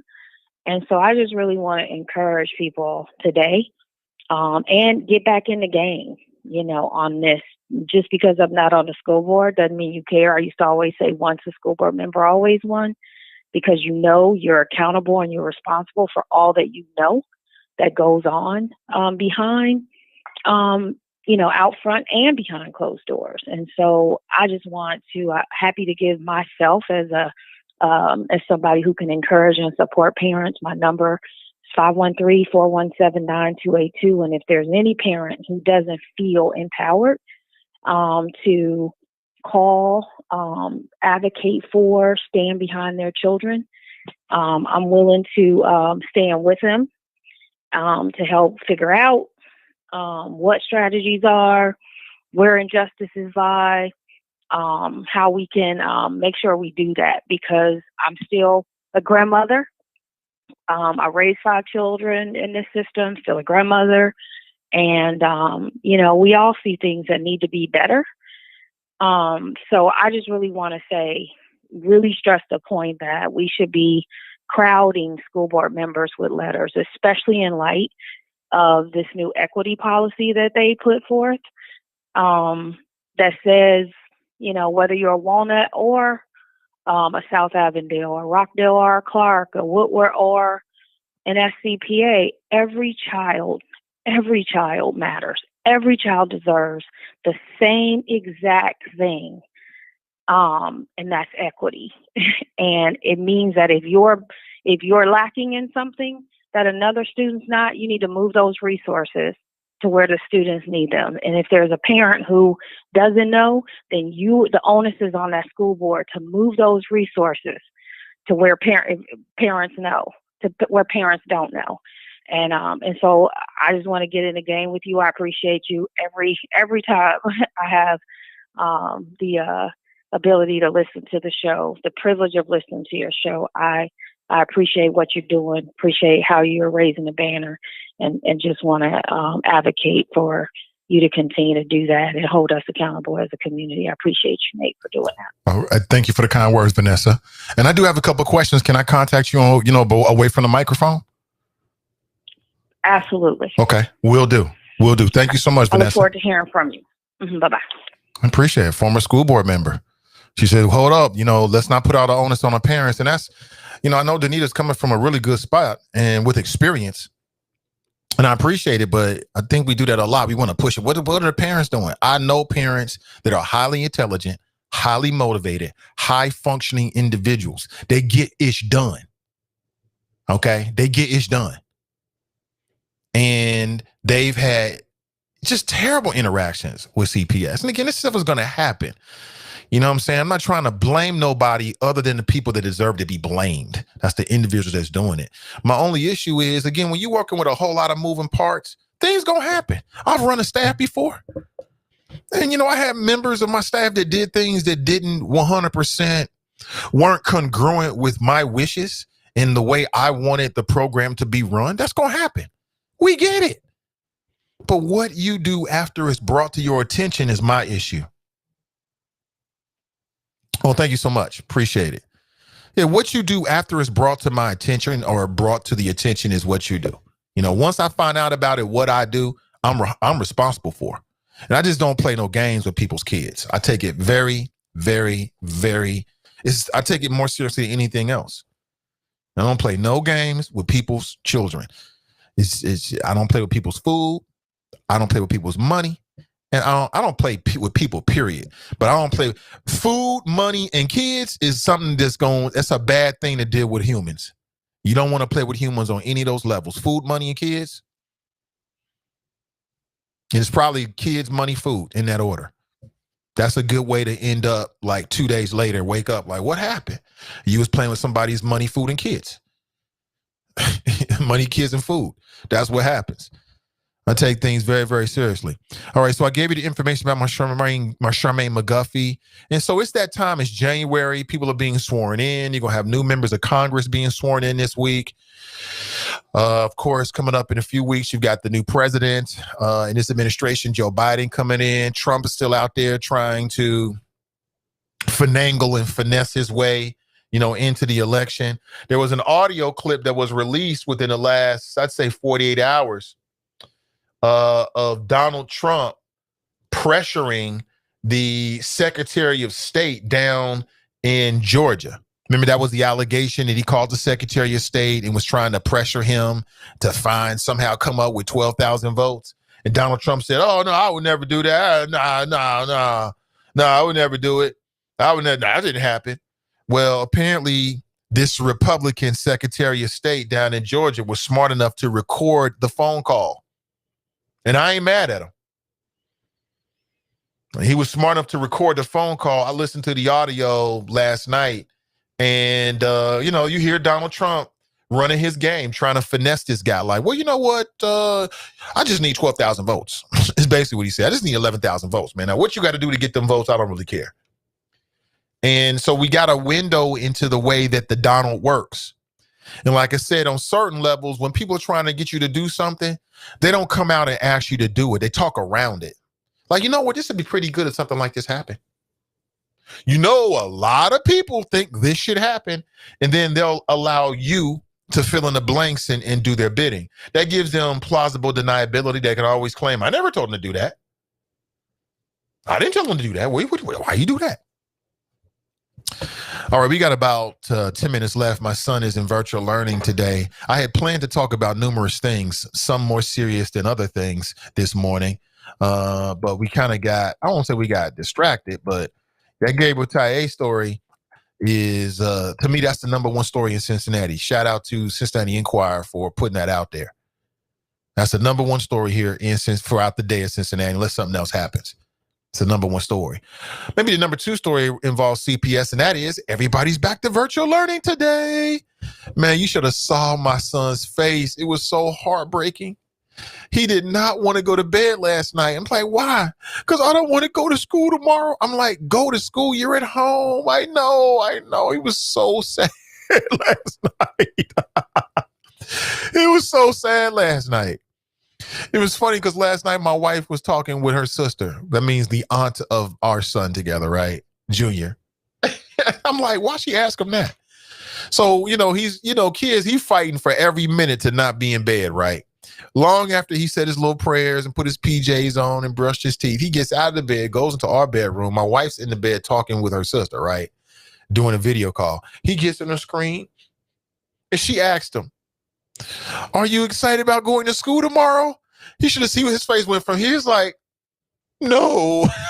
It was the saddest. I'm like, what kind of question is that? Hell no, he ain't happy about going to school tomorrow. What kid is happy about going to school? They've been off for 2 weeks. It's been beautiful. And then for the parents, especially if you got younger kids, that's a 2-week rest for you as well. Because everybody knows you got young kids, you in virtual learning too. Like, I got to go because my son's in virtual learning today. I got to make sure he's on point. And I thought he was in virtual learning. Boy, you're supposed to be in virtual learning. You just got off? Okay. I got to cut his hair today, man. Make sure my boy look good on camera. Talking about he just got off. It's hilarious, man. My daughter's like, school, no. I remember those days, man. I remember those days. It is what it is. Enjoy it, youngster. Enjoy it, youngster. You'll be okay. Right? Good morning to you. Let me see here. I can rock with you actually until about 10:30. We got started late. These are lesser issues. I'm reading that the rapper Future, I'm separating and going to another direction here. So I'm reading that the rapper Future, anybody like Future? You like Future's music? Yeah, Future. Apparently he just got married. Did you hear about this? Future just got married. Yeah, he's off the market, ladies. I know you was wondering if you had a shot or not, but apparently you do not. He got married to a young woman. She's like in her early 20s, like 22 years old. What I thought was interesting about the case is that it's not a legal marriage, it's a spiritual marriage. Yeah, you hear about that? Spiritual marriage. And that's where you get to do all the stuff just like you married, but you're not really married, right? Spiritual marriage. And I thought, you know what? Maybe if we had more spiritual marriages, then the whole state of marriage would be in a better place. You know what I'm saying? Maybe we need more spiritual marriages. And I guess that's where you like go before God and y'all get married spiritually, but not legally, which for a lot of men, that's great because you can get all of the good stuff and none of the bad stuff, meaning like, you know, because, you know, a spiritual marriage you can walk away from with no strings attached, no nothing. I thought that was interesting. A spiritual marriage? What the fuck? But you know what? I ain't hating on a spiritual marriage because there's people out there who have spiritual relationships, like man and woman. They just don't believe in doing it before the government. And they could have a long, healthy relationship that's even better than a so-called traditional marriage. You know what I'm saying? Y'all just kicking it long term. I don't see nothing wrong with it. I really don't. I think it's a novel idea. Maybe you got to be a star to get that off. I don't know. Or maybe you got to be dealing with a 22-year-old, which I think is his new spiritual wife is 22 years old. You can get something like that off. But ladies, I want to ask you, would you ever get married spiritually? Yes, rapper Future and his 22-year-old girlfriend, Des Dior, are now spiritually husband and wife. So where is that in the rank of this? So if marriage by the government standard is at the top, I guess a spiritual marriage would be on the same level as like, I guess engaged. Like if you're engaged, is that a spiritual marriage? I don't know. For some reason, spiritual marriage sounds a little bit more serious than engagement to me because it's like you're married. And I guess he decided to do something different, man. He's got like 9 baby mamas. So he said, you know, I'm going to do something a little differently here. A spiritual marriage is where there is no legal paperwork and either party can leave the spiritual marriage for any time, for any reason. Here's a thought. Maybe as a tester, before you actually get legally married, maybe we should all get spiritually married for like a term of no more than 5 years. I'm back on that 5-year marriage plan, right? And if it don't work, then you don't go into a legal marriage. And if it does, then you can decide to move forward that way or not. A spiritual marriage. I'll try that on for size. I'm looking at the images here. Oh, this is beautiful. They got the wedding. So apparently when you get a spiritual marriage, you still get dressed up with the tux and everything. I don't know how old Future is, but something tells me he's running game on this young girl, right? She's 22. When you get spiritually married, that means that you can get a woman to do everything she would do in a regular marriage sexually, right? Without the legal constraints. Is that what it is? Game, recognized game, man. Oh, dear Lord. Dear Lord, dear Lord. So that's one little interesting story I want to throw out there to you. Spiritual marriage is on the rise. It's like Bitcoin. It's on the rise. Another story that may not be on your radar screen that I just thought was interesting. I'll throw it out there just for the sake of diversifying the conversation this morning. And this is kind of interesting because a couple weeks ago, we talked about what is a thought, T-H-O-T, that hole over there, and over there, thoughts. Like, what's a thought? To me, it's sexist because we rarely call men thoughts. And I don't know what a thought is per se because adults are sexual beings. Men and women are into sex. But, you know, it's some of that whole man ego thing where we want to try to shame women into not having sex because it makes us feel good about ourselves or something. I don't know what it is, but check this out, though, and tell me what you think. And this is a real story. This is really happening. An IG model has come forward. That's an Instagram model. And before you say anything, Instagram modeling is just as legitimate as any other kind of modeling. You got IG models that's got millions of followers, millions upon millions of followers, right? An IG model came forward and admits that she was a side piece to the wealthiest black man in the world. Have you heard about this? Have you heard about this story? Well, you're going to hear about it. Keep listening. She admitted that she was a side piece, I'll say it again, to the wealthiest black man in the world. The man was like her senior by like 40 years and married. And she was dating him, maybe having conjugal visits with him on the side, you know, for many, many years. And she just came out on Instagram and put it out there. Matter of fact, you can find the link to the story at MTO News. Okay, let me post a link for you for those that's interested. You might be looking for something different today to get into, or maybe not. Or maybe not. All right, let me throw this in here. There's the link right there. You can check it out for yourself. MTO News. Yeah, this story is real interesting. Black female. Would you like to see her? I'll put it on the screen for you. You can check it out for yourself. Yeah, black female. And my question is, I'm going to read to you what she put out there on Instagram. And you might be asking, why is she coming forward? Well, everybody, it's all about having a story to sell. There, check that out right there. Oh, let me check that background. That's the Dope Chicks background. If you missed it, you missed a lot. Make sure you check out the Dope Chicks Collective. There it is. Okay, so that's the image of the sister right there. Okay, she's in Atlanta. And she's on Instagram. She goes by the name B.A. Lewis. B.A. Lewis. Lewis. B.E.A. the letter A, Lewis. And she exposed herself as a side chick to the richest black man in the world. He's a billionaire. His name is Aliko Dangote. He's a Nigerian business magnate and philanthropist. He's about 63 years old. He's the wealthiest person in Africa and the richest black person globally with an estimated net worth of $13.5 billion. $13.5 billion. And apparently he made his fortune in cement. There they are. Look at them together. Look at that. Look at that. I ain't mad at him. Get it out. Get it in, Chief. Get it in. So this is the wealthiest black man in the world right here. Did you know that? A Nigerian, he made his money in cement and selling cement for various projects.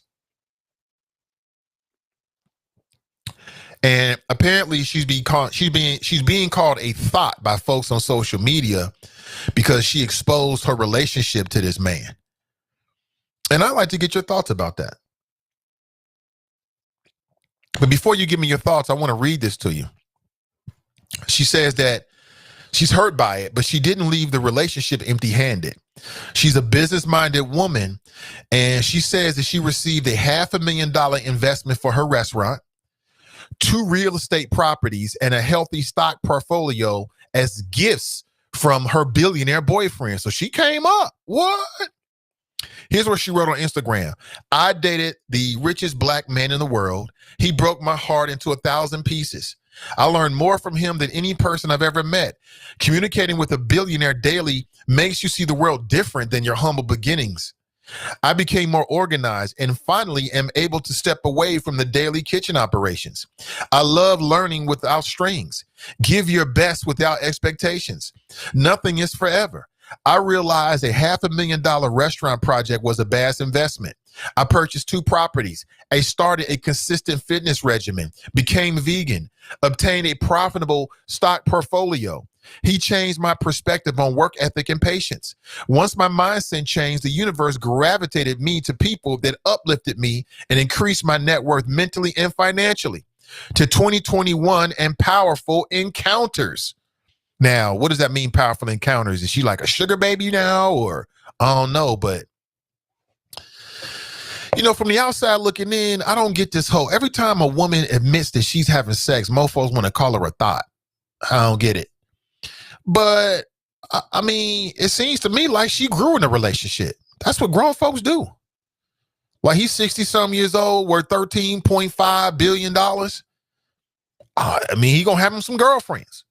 I mean, you know, it comes with the territory. He's 60. He wants to give him a girlfriend in her 20s, you know, something pretty on his arm. I mean, I ain't got no problem with it.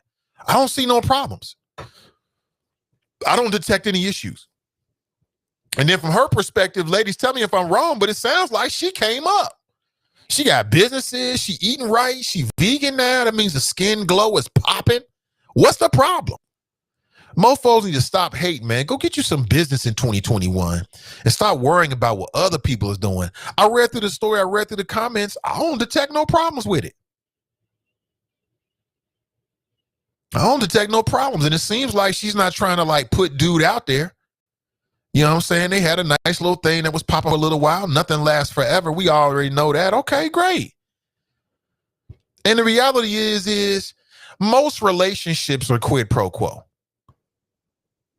Most relationships are quid pro quo anyways. Like a man is with a woman because he's getting something out of it and vice versa. She's getting something out of it. That's most relationships. So he's a billionaire worth $13.8 billion bucks. She's an up and coming, you know, little yummy. And, you know, she looking for a sugar daddy. Sounds like a perfect match to me. I don't have no problem with that. I really don't. I don't have no problem with it. I mean, grown folks gonna do what grown folks do. Sounds to me, you got women out here giving up the same for less. You got women out here giving up the same for less. Ain't getting nothing out of it. Dealing with some poo butt mofo. I ain't got it. I ain't got it. Hey, what's up, Chastity? Okay. You know what? We got to definitely have that conversation. She's posting some really community pertinent information in here. I appreciate it. Rachel writes, well, he probably has several concubines. Right. I don't see it. Does that make her a thought? I mean, if she's a thought, then any woman that dates any man before her marriage is a thought. I don't see, I struggle with the whole thought thing across the board anyway. I think it's unfairly put on women more than men. Women are sexual beings just like men are sexual beings. I don't detect no problems with it. You know, grown folks do what grown folks gonna do. What's the problem? I mean, you know, I don't know. She ain't my type, but hey, you know, it is what it is. She was doing something for him. He was doing something for her. I don't have a problem with it. I really don't. And listen, that's the way our world is set up.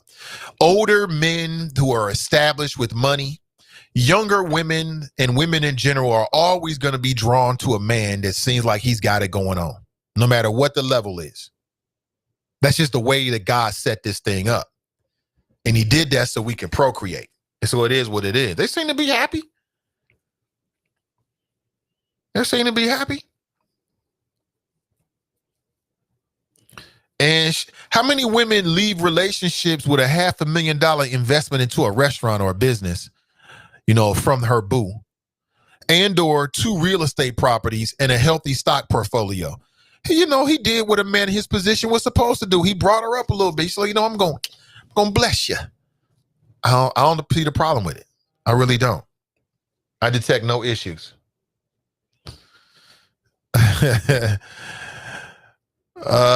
April writes that the exposure makes it thought tendencies. Yeah. April writes, keep your business yours. I agree. Alicia writes, isn't plural marriage accepted in that country? It might be. It might be. Rachel writes, right. Why is she telling her business now? That's a, you know, because everybody, listen, we live in self-aggrandizing times. You know, in the times we live in, everybody is a click away from being a star. You one post away from going viral. So in that environment, we have never been more caught up with ourselves as a culture, as human beings, as we are right now. We have never been more full of ourselves than we are right now as human beings, as people. So that's why she did it. She did it because she probably got a new book coming out, or she's going to start a podcast, or, you know, hey, I mean, it might be a tremendous runway. She got a story to tell now. I'm curious to hear more about the story a little bit. I mean, there's more things or things that would catch my attention a bit more, but I mean, I can see her popping up like the real The Real Thoughts of Africa. Scratch that title. The Real Side Chicks of Africa. Okay, cool. That might be hot. The Real Side Chicks of Africa. Okay. I know there was a reality series called The Real Side Chicks, and I didn't really follow it that much, but there's a market for all that kind of stuff out there. To me, it sounds like she came up, keep doing what you're doing, sis. Get that money. If that's what you about, and that's what you're trying to do, you get it. April writes, she learned from Trump. She might have. Listen, I got to make a move this morning. Before I do, I got to say what's up to the people inside the Chop Shop. Cassandra writes, hey, Choppers. Pat writes, good morning. Ms. D writes, greetings, happy new year, and the Choppers. CG Dub writes, good morning, Choppers. Tracy writes, hi. Ray writes, here. Majestic writes, good morning, folks. Happy New Year. Deborah writes, good morning, Nathan and the Choppers. Clue Magic writes, grand risings, Nathan and the Choppers. Sharp writes, good morning, Nathan and the Choppers. First week of the new year, stay focused. Absolutely stay focused, 100%. I think that 2021 is going to be a tremendous year. It's going to be a tremendous year. That's the mentality I'm bringing to it. I think it's going to be a tremendous year for CDM in terms of podcasting and the mission I'm taking up to amplify Black voices as we move into different platforms. I think it's going to be a tremendous year for CDM as Sin Digital Media moves into providing different services for podcasters and creative folks out there. So I'm looking forward to it. I think it's going to be a great year. On a personal tip, my mother is still not conscious. I'm going to go over her Cedar Day. But she is showing signs of being aware. I went to go see her a couple of days ago. I was with her on Saturday, and you only got a short amount of time. You got like a 2-hour time frame that you can visit people at UC's ICU. But the nurses, after speaking with them, are very nice to me and allowed me to stay longer. And so when I went over to her, if you don't know, she was rushed to the hospital on Christmas. And she's been sedated and or not conscious, like awake and conscious ever since. So, of course, when I saw her going back many more days, she was pretty much, I don't think she was super responsive, although she was moving her leg.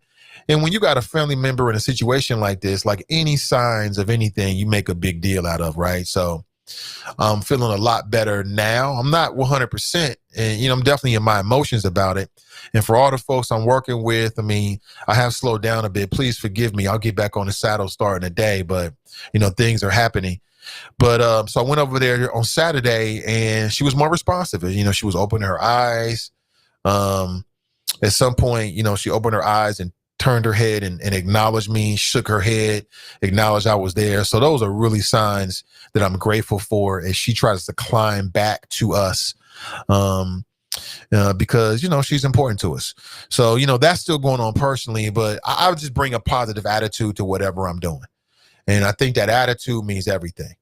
And I wish everybody watching the best. There's so many tremendous people, man, that I know of that are in the Cincinnati area doing big things. And I love that energy. I soak that energy up. And if I'm talking about, you think I'm talking about you, I probably am. And I just wish and encourage everybody the best. Whatever you're trying to do this year, I hope it comes through. I do. Like I said, if nobody else supports you, there's one person out there that supports you in your endeavors, whatever they may be, as long as it's something positive, then I wish you the best. And that's the same attitude I'm taking with what I'm doing as well. So with that, I got to make a move. Got to make sure my son is cool with virtual learning today. I'll be back with you. Thank you to all the callers and, of course, my rant. Don't forget this story. I'm going to be following this. I'm going to be following this story and following up as well. There were some really good ideas that came up today and all great callers. So, again, I didn't run through every single message today like I typically try to do. At this point, I got to make a move. Thank you for being here. If you haven't already done so, please like and in particular share today's podcast. This show still has legs. Let's make sure the whole world can see this podcast. And when you lift it up and share it, fam, it goes a long way. All right. So have an excellent rest of your day. I'm Nathan Ivey from CDM, Sin Digital Media. I'll be back with you bright and early tomorrow at 7:30. That is my plan, at 7:30 tomorrow morning. Have an excellent rest of your Monday. To all the parents out there doing virtual learning, I'm sending you positive vibes. I hope the best for you as we start this week. And we'll talk real soon. All right. I'm Nathan Ivey, and I'm out. The Nathan Ivey Show is supported by listeners. Go to www.patreon.com/Nathan Ivey Show and help Nathan keep the show independent.